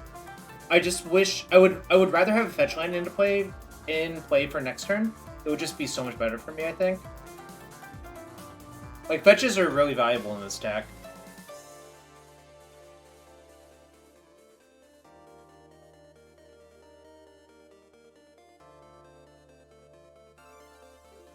Okay. Omnath forgives? Darren, can you make it sound like I'm dead? Okay, I'll block, then they'll trade their Ballista. That's fine. Oh, they only trade one counter off. Oh no! What I can do is Solitude the Mentor with Ballista on the stack. Then they have to choose.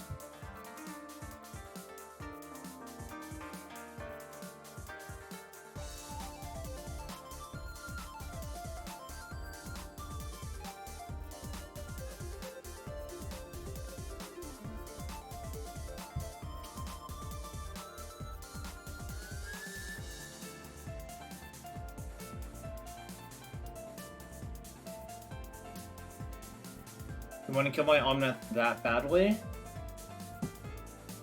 Apparently they do.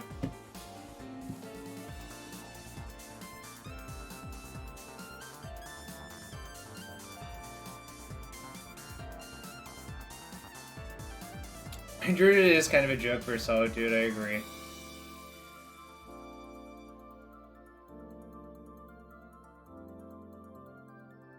That was actually a really good draw. The one lightning bolt in my deck.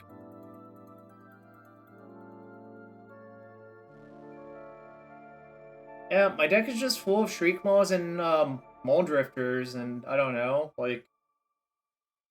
if someone's not doing something really special, this deck just like kind of overpowers almost anything, I think. Like I won that match versus Amulet, and I don't think that matchup is great, but it's definitely winnable.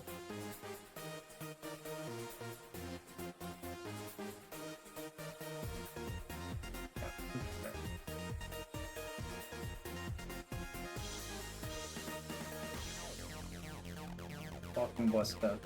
Alright.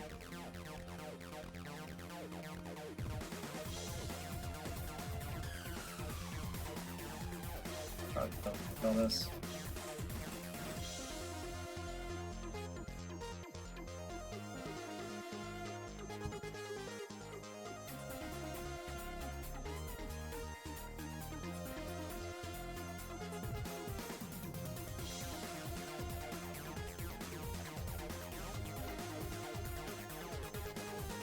This might be the Veil that people thought about on turn 1. When they, like, went Temple Garden, go, untapped. Temple Garden, untapped, go. Alright, so yeah, they had Veil. It's fine. I'm not counterspelling that.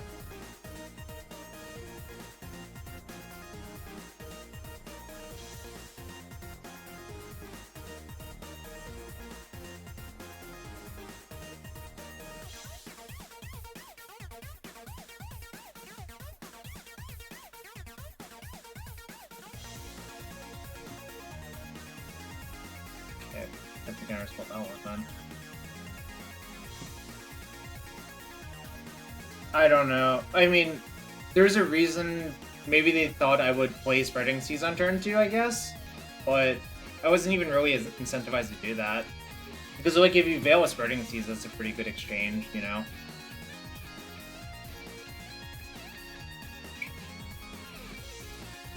Back. Play her own Probe? Well, that's not legal in this format. Probably for the best. Hira into hand.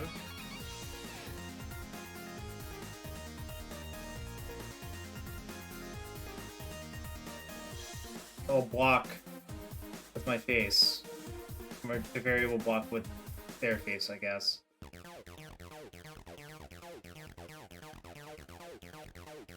I'm giving up 2 loyalty to deal them 4.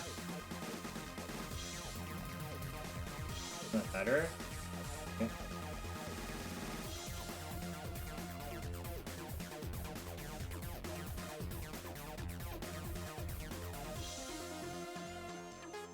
Okay. So, if I draw a land, I can just bounce my Omnath, play Verdict, leave up Counterspell. Seems pretty healing.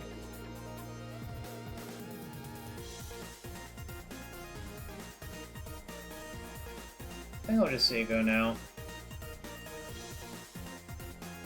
I don't even really have to Verdict yet anyways, like, they're not even threatening me.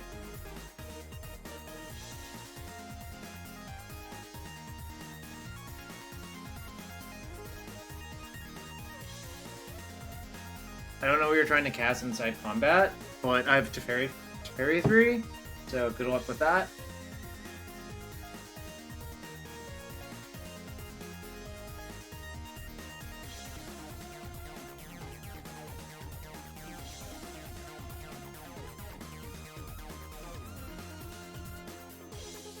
I think, like, almost any creature I don't really care about. I guess I care about that one, probably.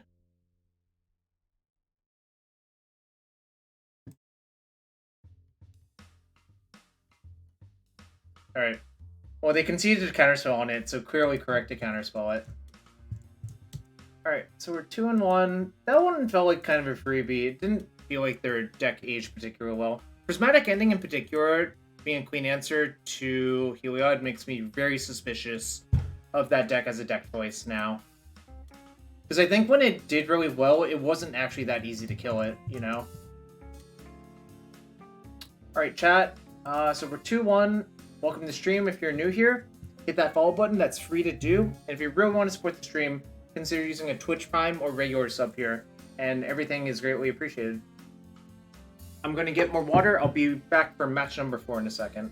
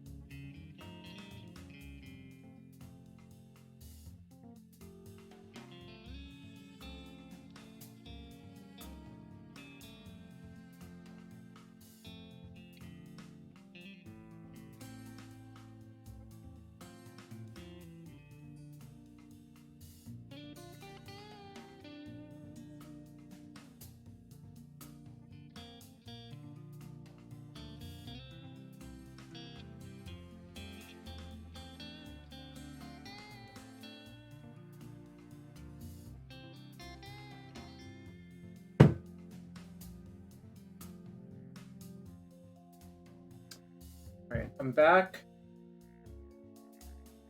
No concern for those cards? I have 4 Solitude in my deck. Jadra. I don't think you can really say we have no concern for that. There's literally 4 Solitudes and 2 Supreme Verdicts. Alright, get your predictions in for this match. Or don't. One or the other. I'll restart the prediction.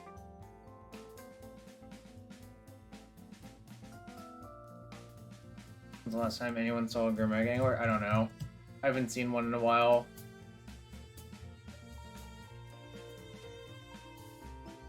Alright, prediction back up. Feel free to gamble channel points if you want.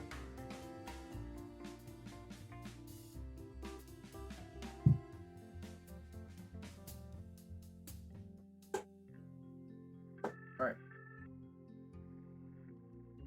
Or kind of died with Loris. I agree with that.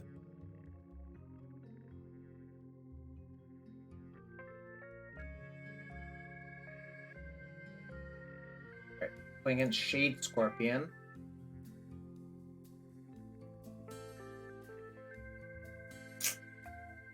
Yeah, I guess it's keep. I really hope to draw 2 lands, obviously, but this is a type of hand that really could use a Wrenn and Six.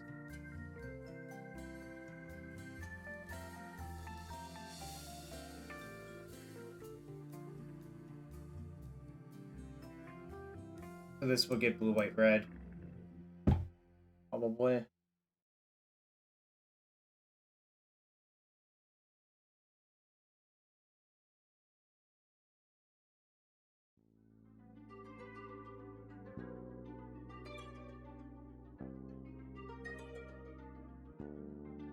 Perfect Jace.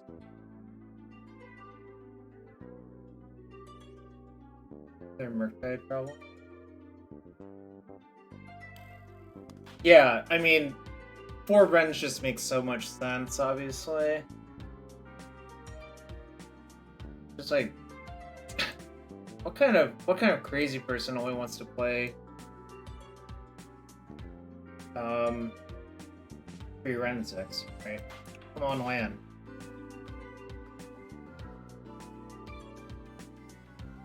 Excellent. Excellent.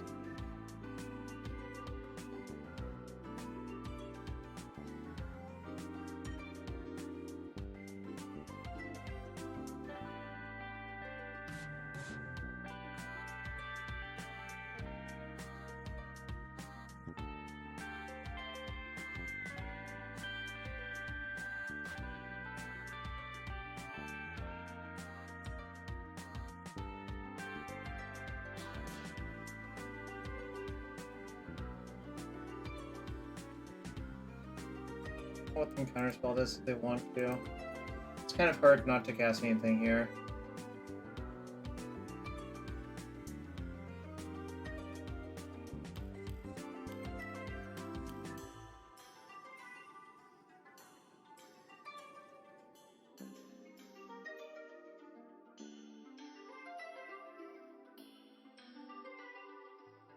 Fuck. Really, deck? I just needed a land in the top 3. So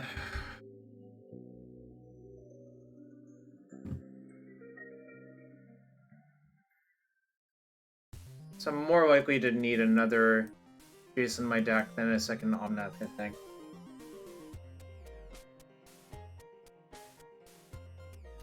A land was pretty necessary there. Like, a land would have been pretty ideal. No.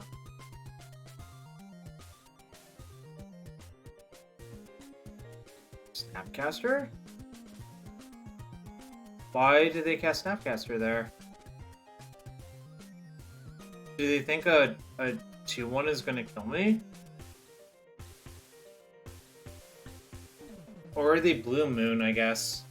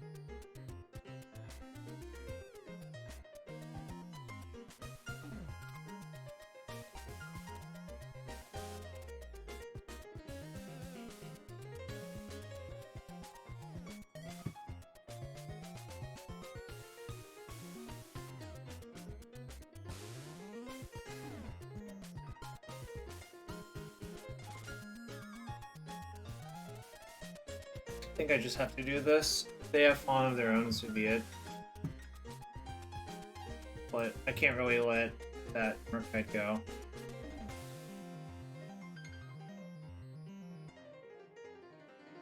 And I want to keep the other Solitude just in case if something weird happens.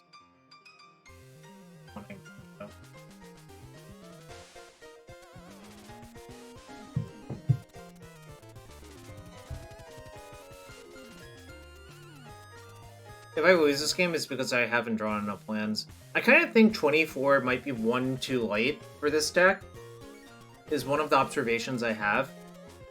Because in the games where you don't have Wrenn plus Fetch going, it is not always that easy to guarantee that you have all the lands you need, you know?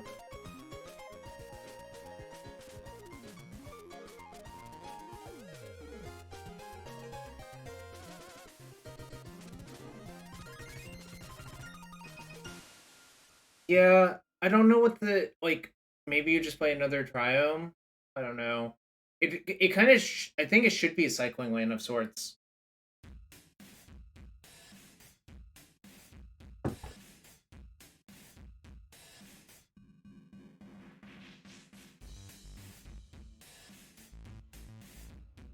I'm basically, like, kind of losing this game because I don't have my 4th or 5th land pretty easily. And also, obviously this one not finding land is a little bit unlucky, of course. But, you know, that's how it is. Like, I kind of hate how my opponent, who probably has like 18 lands in their deck, like outlanding me pretty easily.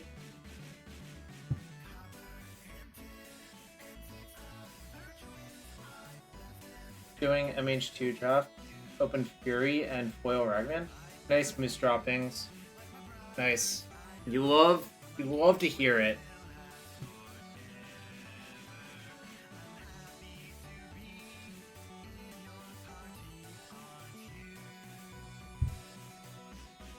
Counterspell?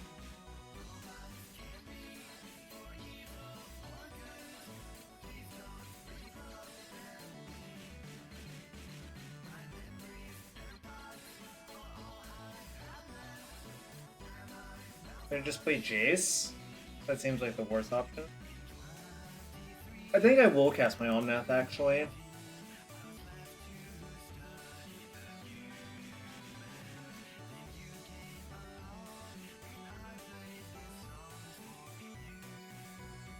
He'll probably get, like, Counterspelled or some nonsense, but that's fine. Okay.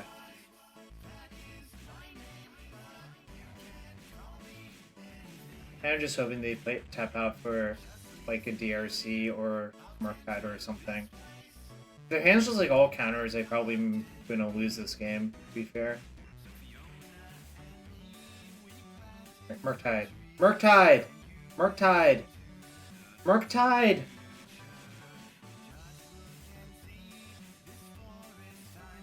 Come on, play that Murktide. Play that 5/5 Murktide.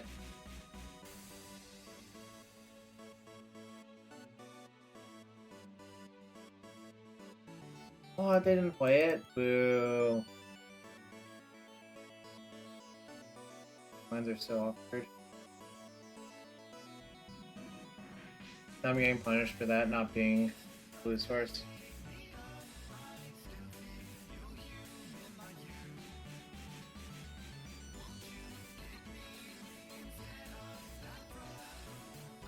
Okay.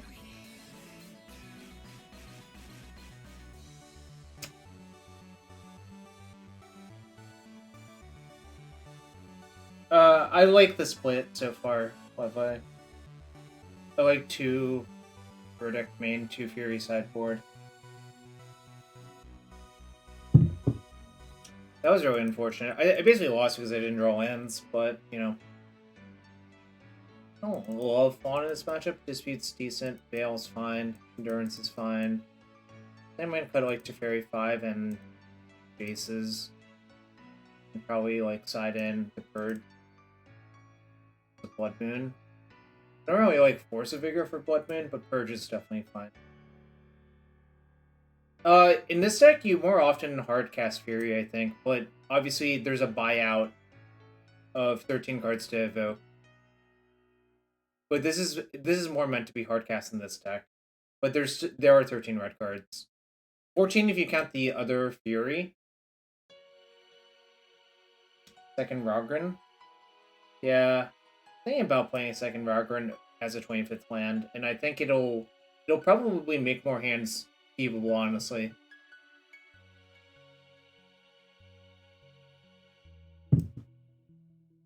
Losing that game was really sad.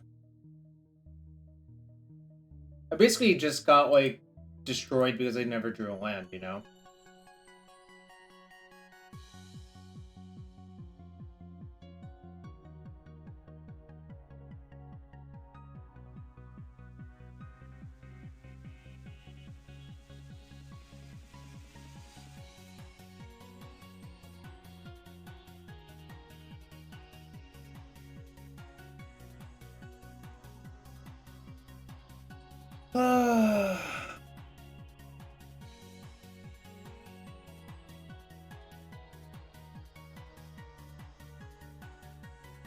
Yeah, I'm definitely like, I don't know what I'm gonna cut to add a land, but it's something. I don't know what. Might honestly be the 4th Counterspell. Sounds like really good, so. Question is, what land do I play on turn 1?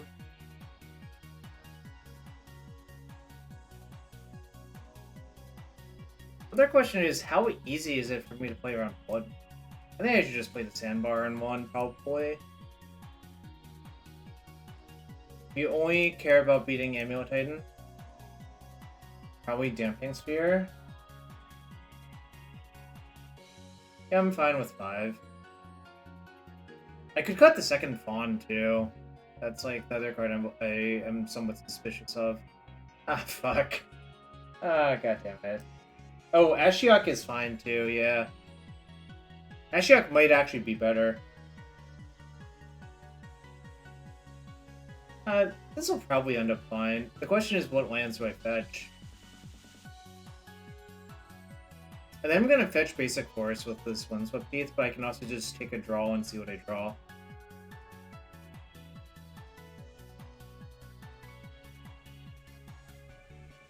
I think I'm gonna fetch Forest, because, like, if I don't get Blood Mooned, then it doesn't really matter. The Wrenn just gets all the lands I need. But if I do get Blood Mooned, it's just so much better to do this, you know?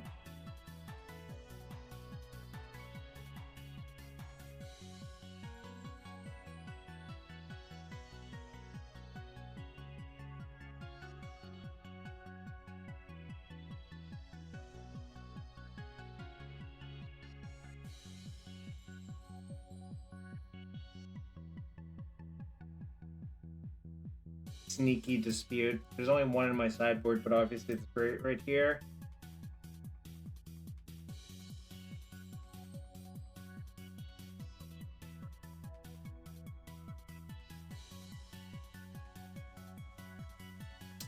Big Richie, funny that you mentioned that. I actually have a giant Mox Diamond coming in the mail.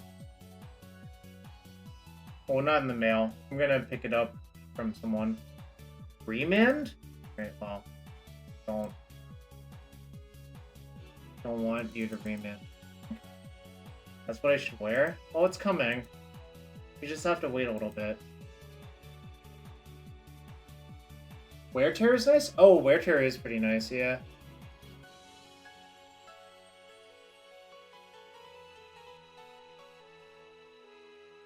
I guess the question that Levy was asking, how big of a hammer do you need? Or whatever, you know.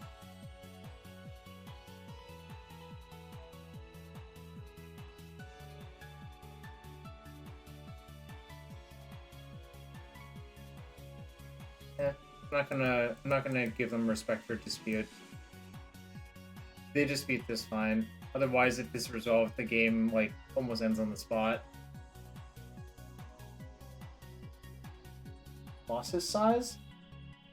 Colossus size hammer? Colossus hammer is pretty good versus Amulet Titan. Alright, game 3 on the draw.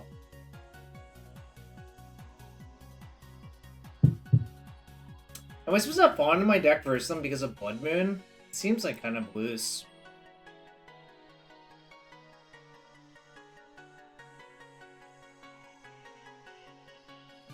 Most drops a 2-pound claw would do. Just that.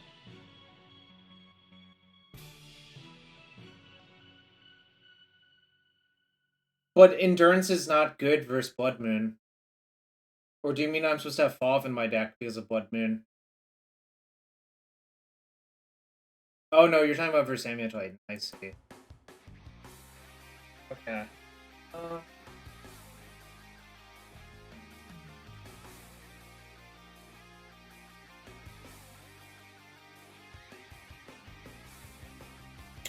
think I'm just gonna submit.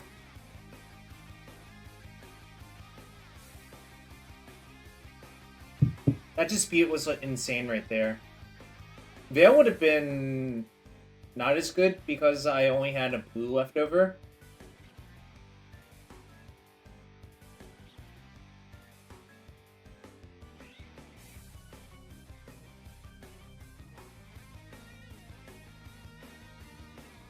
Yeah, I guess I keep. This is like not the most insane hand, but it's definitely a keep.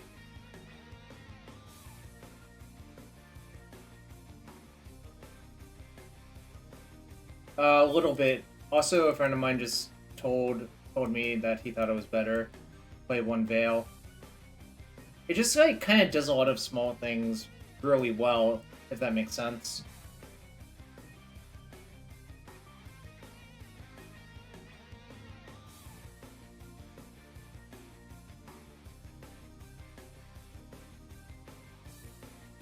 How much can I afford to play around Blood Moon this game?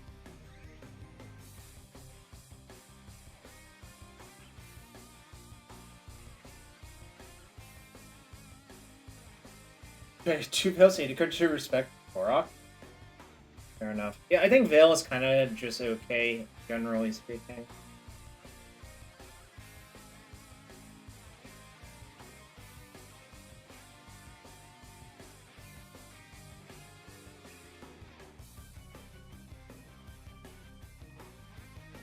Am I a coward?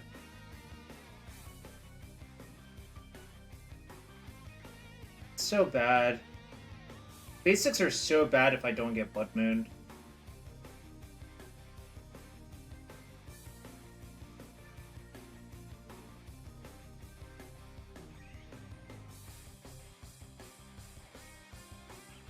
Yeah.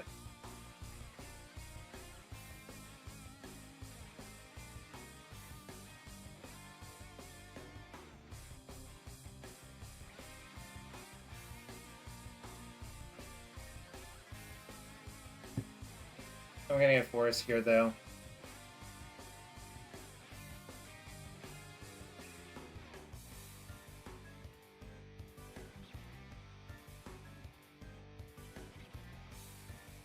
Yeah, I mean, that's why I did it, but obviously they could still have Blood Moon in their hand, you know? Command again? Oops.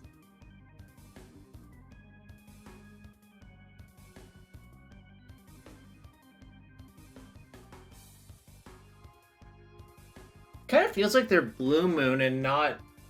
Well, like they're Blue Moon Murktide instead. Force a little bit off. Nah, I can still cast my Wrenn off of it, but... Lightning Bolt? I'm getting domed for 3. Okay, that'd be it.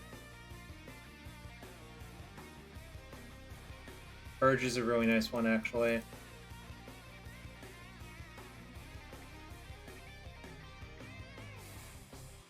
I'm gonna pick up only Sandbar, though.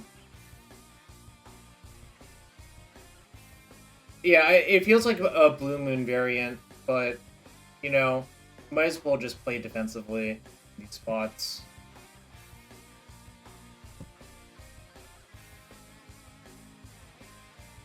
Depends where... Yeah, it's just Blue Moon, right? It's Blue Moon with Mercs.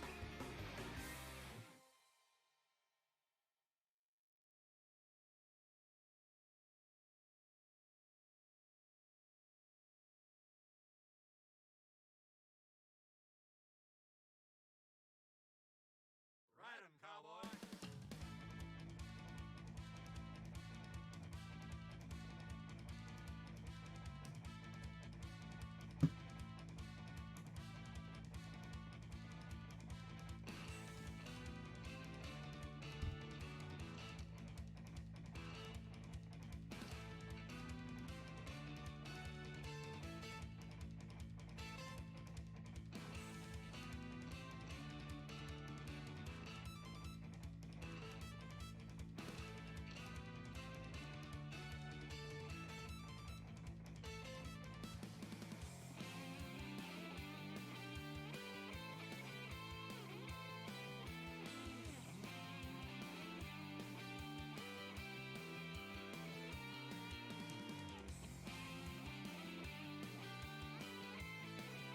I always have Spell Pierce on the radar, Logan. It's just from Legacy. I just, like, I think about that card more than I should, I think. If that makes sense. It's just, like, ingrained to me to think about that card. If they had Spell... Oh, I mean, if they had Spell Snare, so be it, right? Like, what am I going to do about it? No way, high likelihood that they had it? I don't know. I feel like they had Consider.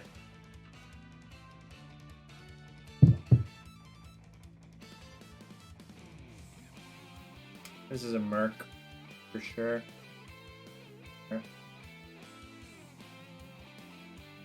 And I'm gonna fetch a basic. Oh, actually, I'm not gonna fetch a basic. Days? Yeah, there are no days here. I'm gonna get Rogren Prime, though. And Cycle Sandbar. Counterspell's a nice one, actually.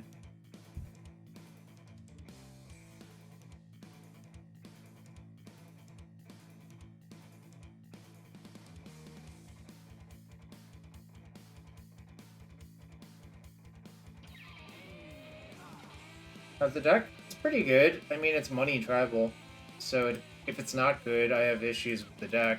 Because, like, why else would you pay $1 million to play a deck and have it be bad?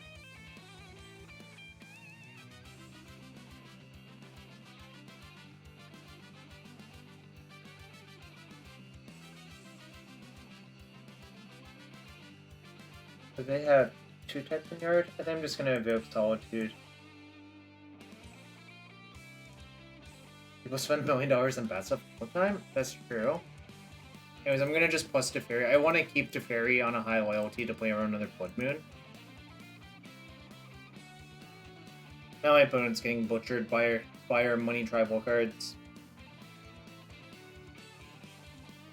Yeah, this is the $4,000 solution for sure. Wrenn and Six is so insane in this deck. It's, like, kind of hard to explain how insane Wrenn and Six is in this deck. It's bananas. Let's look at the Jund players who play Liliana the Veil. Reed would not be happy with you at the Tonic booth. That's all I'll say about that. Alright, prediction in for the next match. So, yeah, I'm thinking that this deck really needs a 25th land. I lost in... What did I lose to? I lost to Goblins. Jund Goblins, but kind of felt like I got unlucky, but obviously that can happen. Lost to Joblins? Yeah, Joblins is a nice one. Anyways, if you're new to the stream, hit that follow button. That's free to do. If you really want to support the stream and you're new here, consider using a Twitch Prime sub. You get 1 per month, so you might as well use it. Imagine getting to keep a 7-land hand with 2 lands and 5 spells. Yeah, exactly. Alright, I'm gonna get my water beard back for the deciding match. Mush 27, I refuse to use those. I actually like this art the best, Mush 27. That's why I use this one. Alright, be right back in 1 second.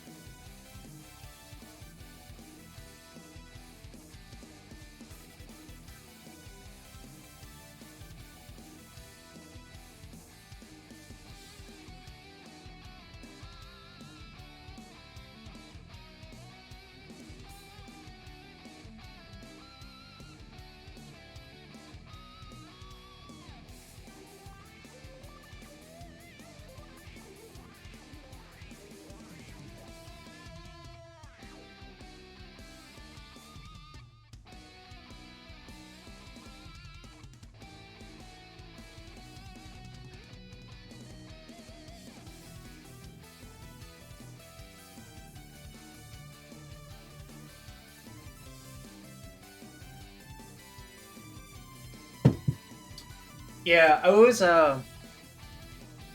sorry. Yo, Dirty One, I was actually lurking in that stream, and I was just reminded of how Wall Roots is still bugged on MTGO. It drives me nuts.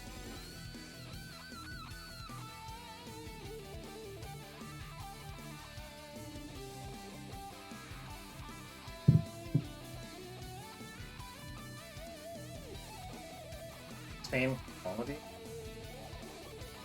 Oh, wow, they changed it. Same quality. Much 27. Wall of Roots is kind of broken. You can only make mana when you could activate an instant. And yeah, Levi, that's like a resulting second bug of that nature, that you cannot use it to tap it for mana and Court of Calling if it's an 0-1. But really the bug is that you can't use it as a mana ability instead of at instant speed. It's like locked into instant speed instead of mana ability. How's this deck versus Tron? Probably not great. I mean, it's obviously winnable, but it's not great.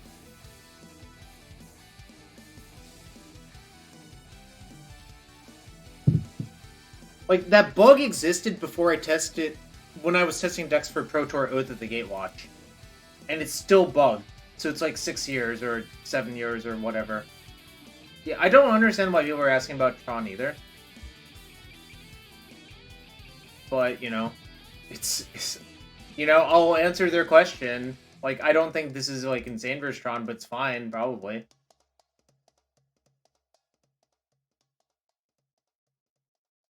Like, Force of Negation is pretty good versus Tron, but, I mean, it's not the end-all be-all.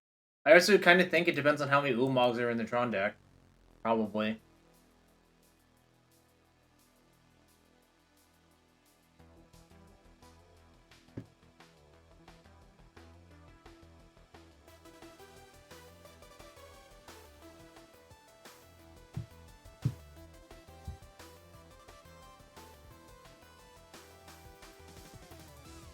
Playing against I Am Patrick.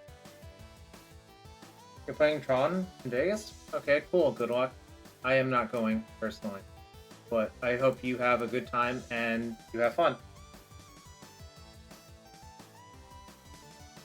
Sounds like Hansa, actually. Means I should play this.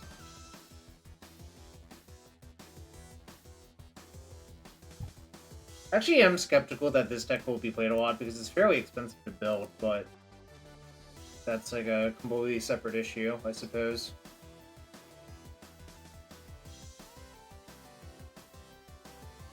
Woe Strider can sack to itself?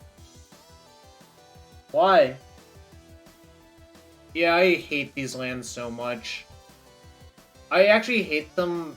I'm told that they're better IRL, but I hate them on the digital platform so much.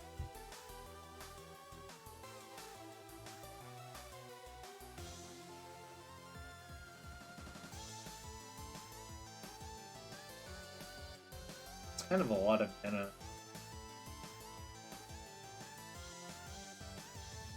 I think I actually am gonna fawn that. But on Jun, no, they're on like red-green Fanta.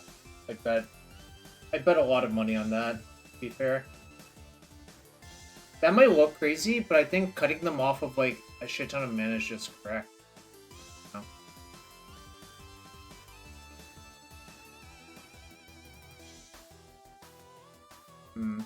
Bad. They look incredible in paper? Okay, cool. I don't actually know. I've never seen a paper one. I'm not gonna lie. Like, I've literally never seen a paper one of those. Yes.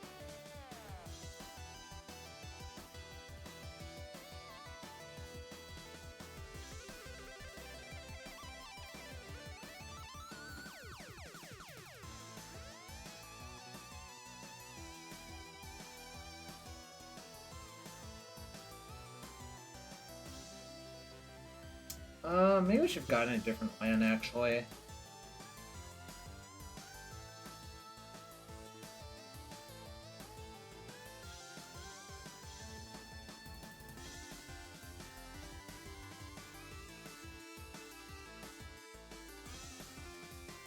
Cycle to see if I draw a Prismatic Ending.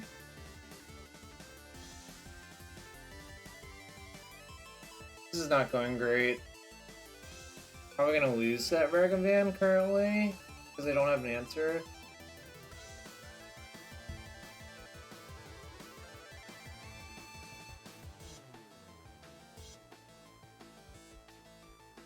Horizon Canopy, hello? What has Ragavan, Horizon Canopy, Arbor Elf? Anyone know?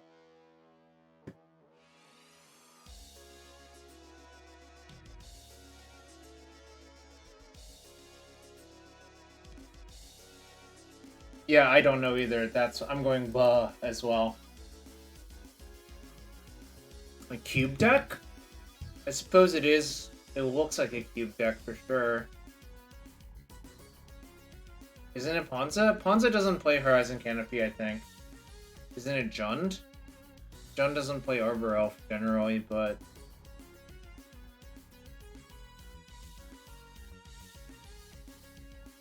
Oh, what the hell? It's just like Pile Creature Company deck? Played a Swamp? No, it's Heliod with Ragavan, I guess. Alright, I am suddenly not as scared, but obviously... No, I think it's Heliod with Ragavan is the logical deduction.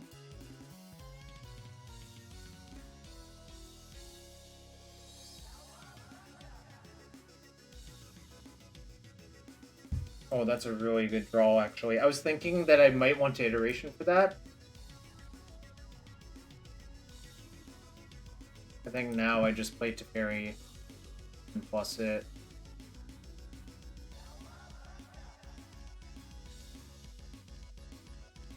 Actually, that doesn't do much, does it? I'll do this and see what they do. Actually, I'll just put Kahira into my hand. They're so likely to just, like, tap out to try to do something for me. And this looks like a sign of weakness as well.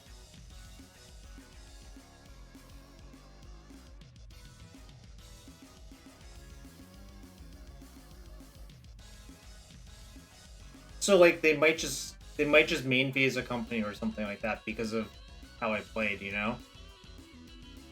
Second main? Because I decided that I wanted to do that instead of bluff something. Yo, what's up, Panhand Go? Hope you're having a good one.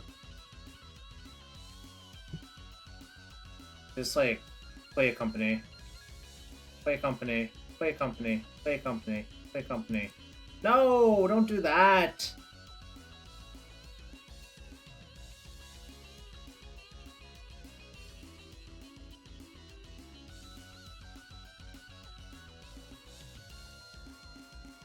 Okay, good. They're leaving the Arbor Elf back, so I think that means they're gonna play another creature, essentially.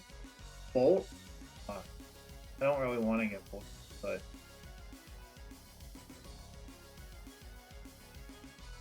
What time zone are you in, Panhand Go? I guess if it is specific time zone, that actually makes sense. What? I'm in Eastern. Oh, AZ is Pacific, right?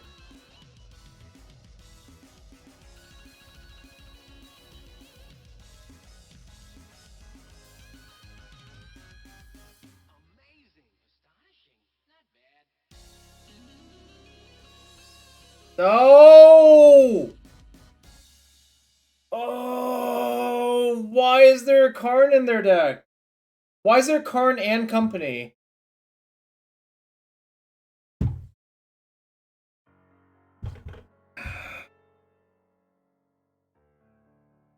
They took my lightning bolt too.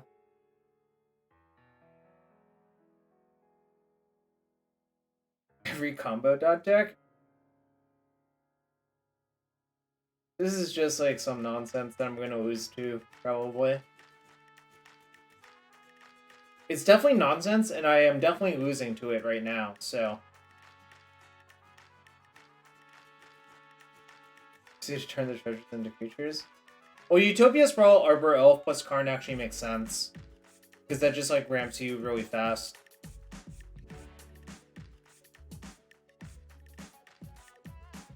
The early creatures sort of make it so you can't just, like, sit on Counterspell that easily, I think. Like, this is kind of a tough deck to sideboard against, I think. Well, Fury looks really good, so... Storm Coil, alright.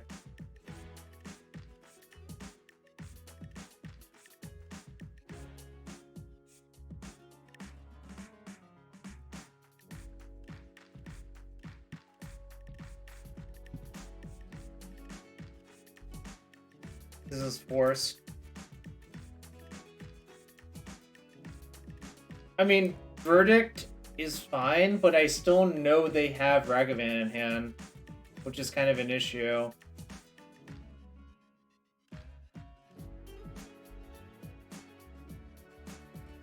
If they have coding, we're for sure in trouble, yeah.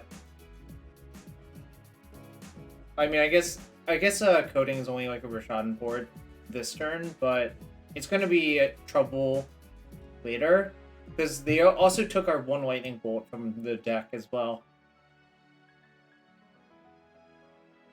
Forward. Okay. That I'm okay with, to be quite fair.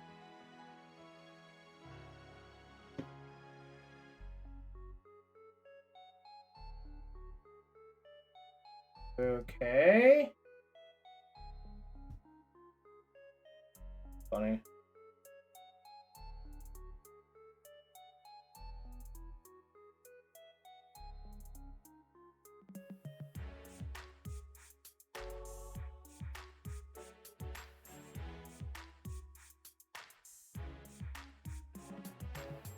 So how do I want to do this? Oh, there's a lot of ways I could play this.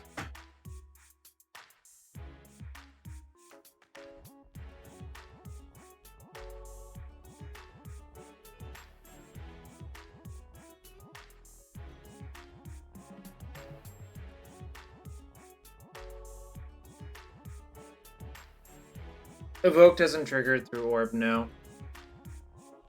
Okay. Yeah, I think then that's the play I should make.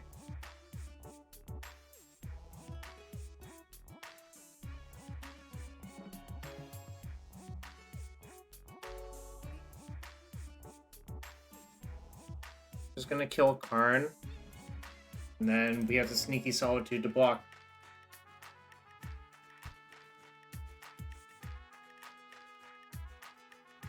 So basically, this means neither the Plow ability or the Evoke Sacrifice ability trigger. So you can just, like, pitch Kahir to that.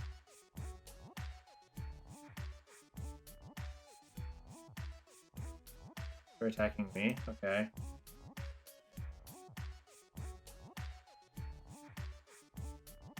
Yeah, I know, I just want it as a blocker.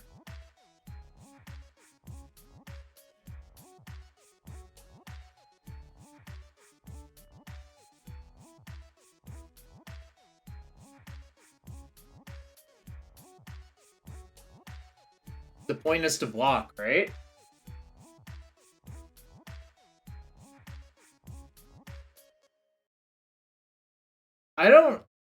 Their deck is really, really weird to me.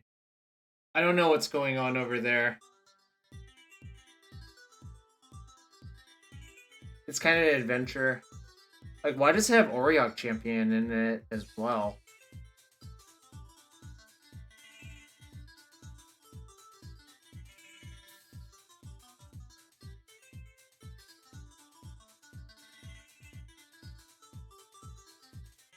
Good draw. Because MTGO League experience. Good answer, actually. That is the correct answer.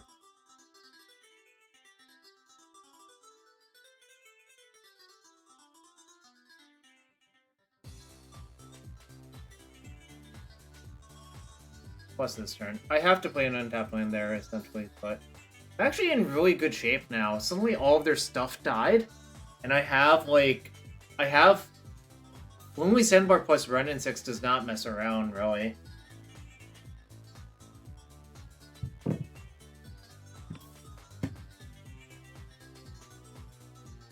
I mean, I still don't really understand their deck, but, you know, that's a completely separate issue. What? I don't know. Like, look at the cards that they played. It's just, like, kind of mind-boggling. So they're Heliod, but doesn't this, like, turn off that? They're, like, a weird hybridized Heliod deck, which is what I said.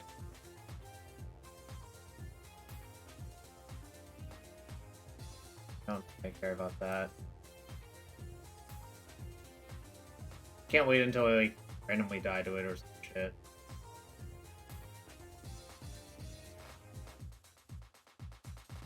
Their last card is a Wormcoil?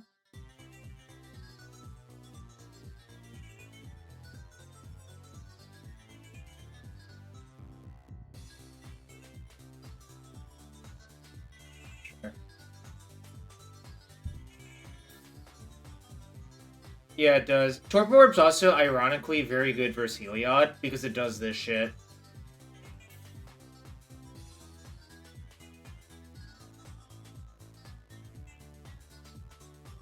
I think what I need to do is start by this spell.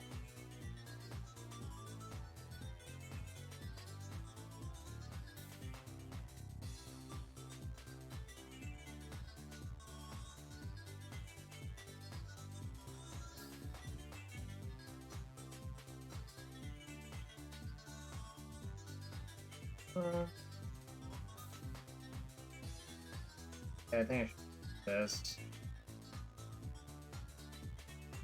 So I don't get, like, accidentally killed by some nonsense. Something, I don't know.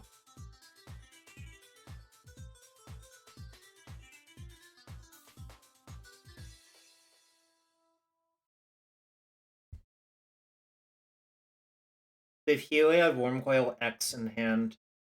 So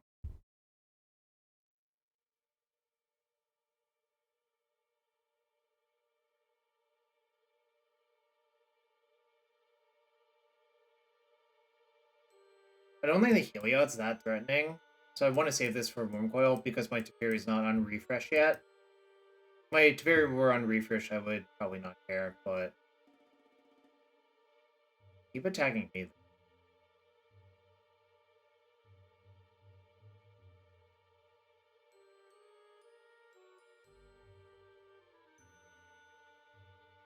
Okay, so that's a little bit scary, but probably not the end of the world.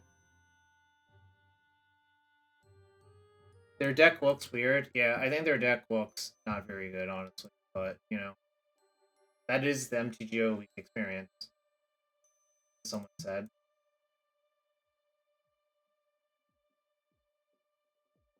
So Torpor Orb does stop that. I think maybe what I should do is just look for Prismatic Ending this turn.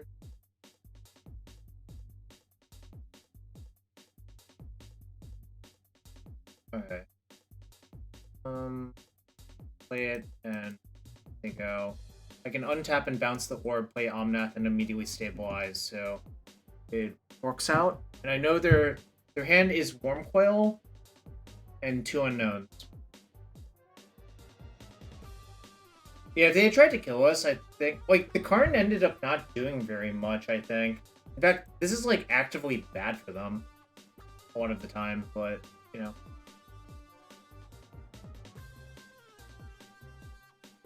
I agree with Briblek.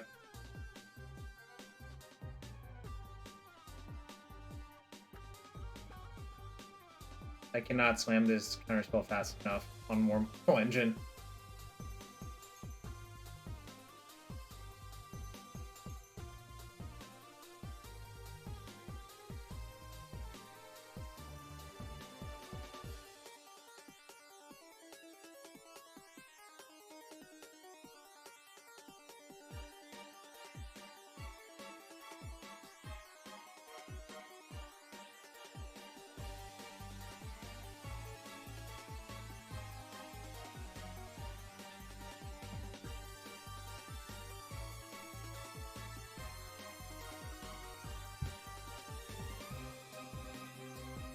I think it matters. A card is a card.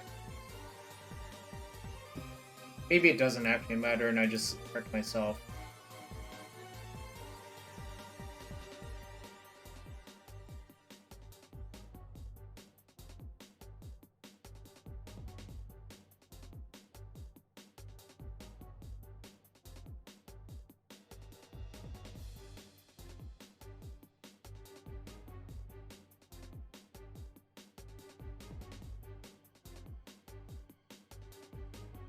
God, Lonely Sandbar is so much better than 3-mana or 2-mana cycling lands.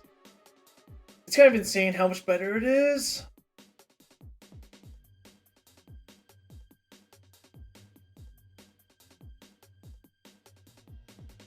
That was a turn. Yeah, I mean, like, my cards are broken. I have Shriek Maws and Mole Drifters.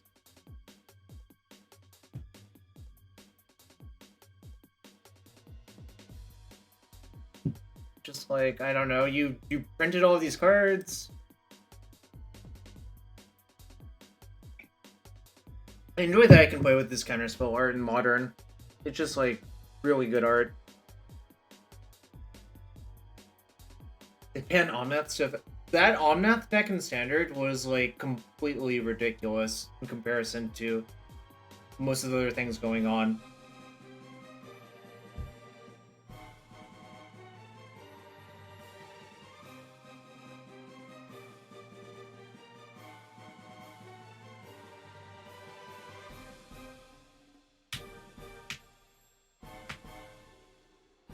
Into my sideboard. Fury's good.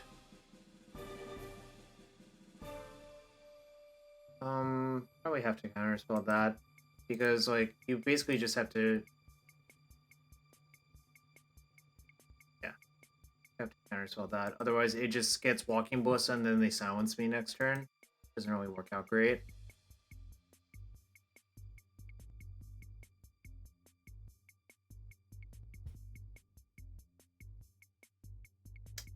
John, if you want to buy me those, I'll use them.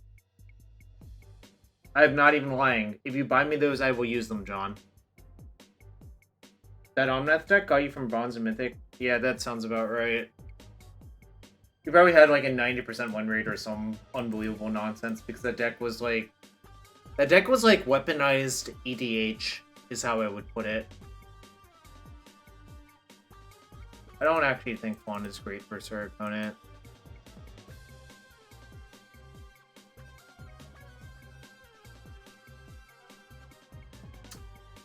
I want engineered explosives versus this person because they have Ragavan too.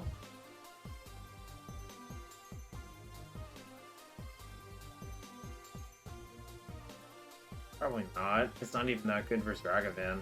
The other issue. I like Spreading Seas versus Utopia Sprawl, generally speaking, though.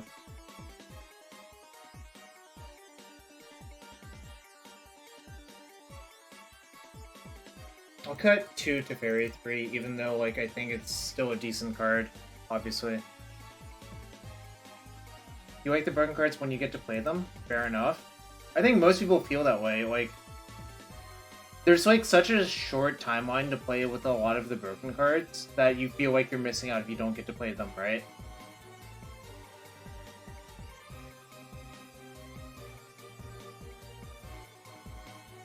That's how I feel about it, anyways. Like, I feel like most people didn't ever get to play, like, Memory Jar, Magrim, you know, or stuff like that. Including myself. I did not get to play with Memory Jar, Magrim.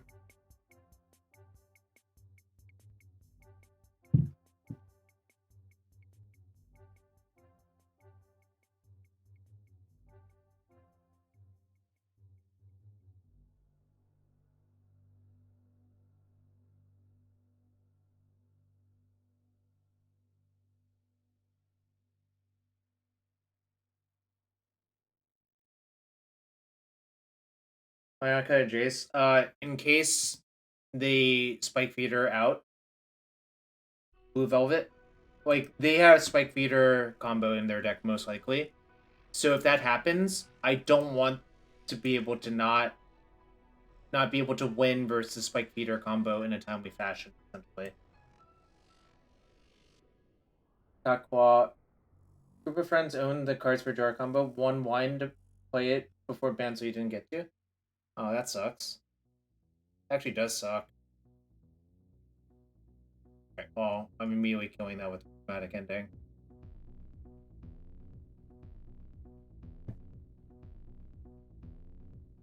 I don't think I'm gonna get basic versus this person. Like, obviously, maybe I could justify exactly snow-covered plains. But then if I draw Wrenn and Six, it's so heinous. Yeah, I'm just not even gonna bother.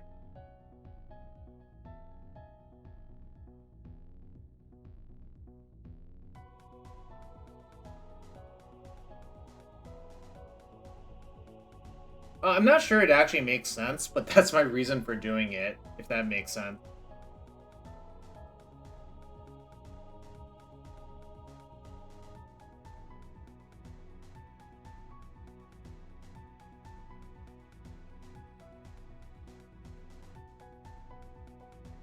Yeah, it is kind of fun to play a broken deck before it gets banned, knowing that you know it's going to be banned soon. Alright.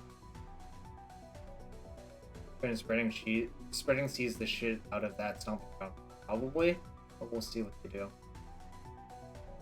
I mean, I could have solituded. I don't think it's actually worth solituding that.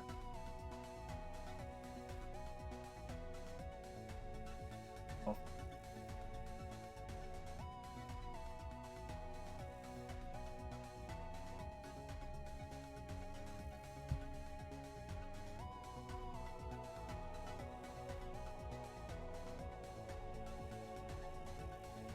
Underworld Breach and Legacy was completely nonsensical, yeah.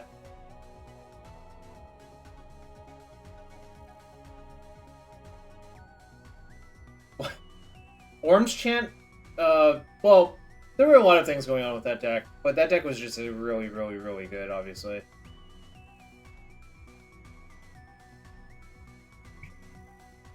Here. Actually, do not care about that one. Spreading Seas over Alpine Moon, it draws you a card. It's just Sinkhole in this deck.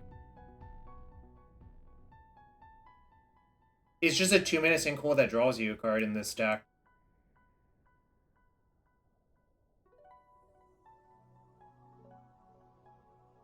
Like, yeah, you ever cast on Urza Saga? It's just completely nonsensical that it just kills it and you draw a card.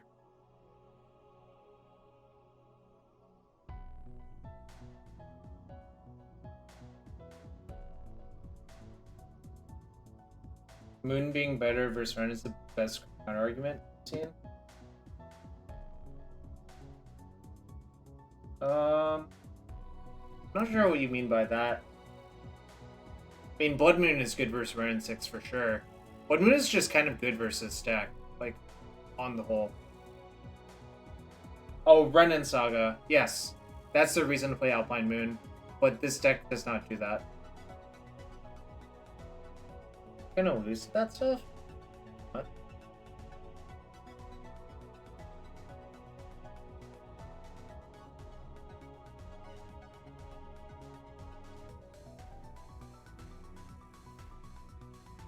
I mean, I could kill that and try to mana screw them. I'm not convinced that that's what I want to do. Like, when I could just deploy my thing and see what I draw next turn off this nonsense. I am mindful of my life total, though, so I'm gonna just get... Oh, I can't get an island, so I have to get forest.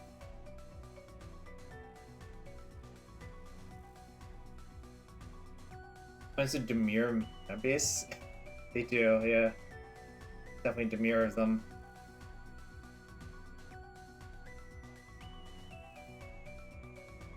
My shields are down. If they want to gain, like, 200 plus life, so they can do it. But I kind of think if they do that, they'll probably time out in the match as well. So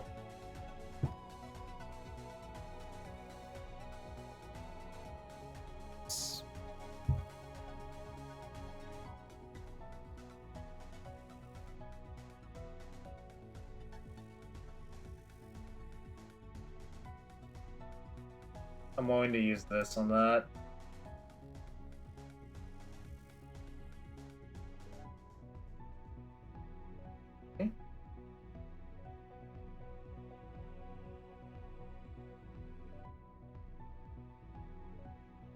Yeah, it's better to play in paper for sure, but I still think it's not structurally sound versus... Oh, shit, I didn't want to fetch right now. Alright. I guess I'm playing this Solitude. Didn't really want to fetch. I guess it's Solitude time. Whoops. I really didn't mean to do that. This is like kind of loose actually, but it's hard for me to get punished, so.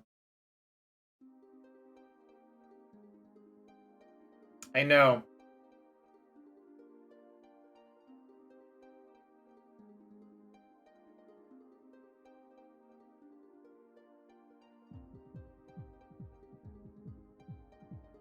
Yes, everything. I mean, on digital, these all look like swamps. That is my issue with them. IRL, I was told they're better off, but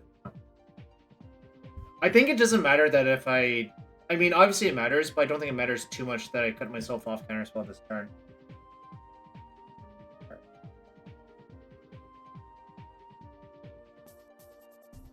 I would just play this tapped and attack for 7. And then cast that Counterspell, then, you know, cast Iteration next turn, and, you know, don't really think they can do much. Even in paper, it's hard to distinguish. Let's see.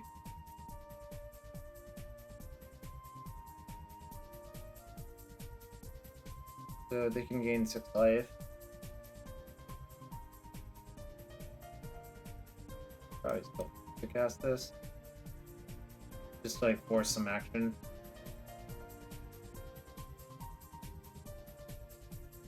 Alright. They conceded. We went 4-1 chat. I owe a bunch of chests for people. We got 2 subs today. If other people want to force me to open chests, you know how to do so. It's by hitting that Twitch Prime sub button. Alright, 4-1, not bad. Chaos prediction. The believers have it. We went 4-1 with money travel. I'm also going to play a league tomorrow with some version of this deck. I'm not sure what version. Probably adding a land and maybe making a few other changes. I don't know. But let's open those chests real quick. One chest for the Jabberwocky. Ooh, Zealous Conscripts. Someone told a story about Zealous Conscripts slash Bowstrider being bugged. Like, Bowstrider apparently can sack itself to it. Yo, what's up, Jacob? $2,000 modern deck wins $25 of Rich Get Richer. Yeah, I had to buy a Windswept Heath to be able to rent this deck, actually, Jacob. Because I insist on using old arts. So, the Rich Get Richer slash the Rich Get Poorer. I don't know. Let's open another chest. For Ferrando. So how do I open one of these? Oh, what do we got? Avatar, Sigarda, Champion of Light, Witherbloom Command, Growing Vortex, 5 play points.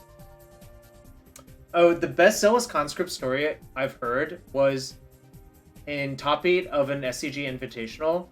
Ben Weinberg had Cavern on Human and Zealous Conscripted Matt Nass's Lethal Jace Memory Adept to mill the opponent out. You played this deck locally with damage beta Counterspell to go off. Sick. Oh, why is Rolling Vortex so much? Probably Pioneer, I guess. That's nice. I did not expect Rolling Vortex to be worth it. Alright, so any other subs to make me open more chests? Just fishing there. And if you're new to stream, hit that follow button. That's free to do. Everything's appreciated. But I think, yeah, I'll be back tomorrow. But I think I'm about to wrap it up here.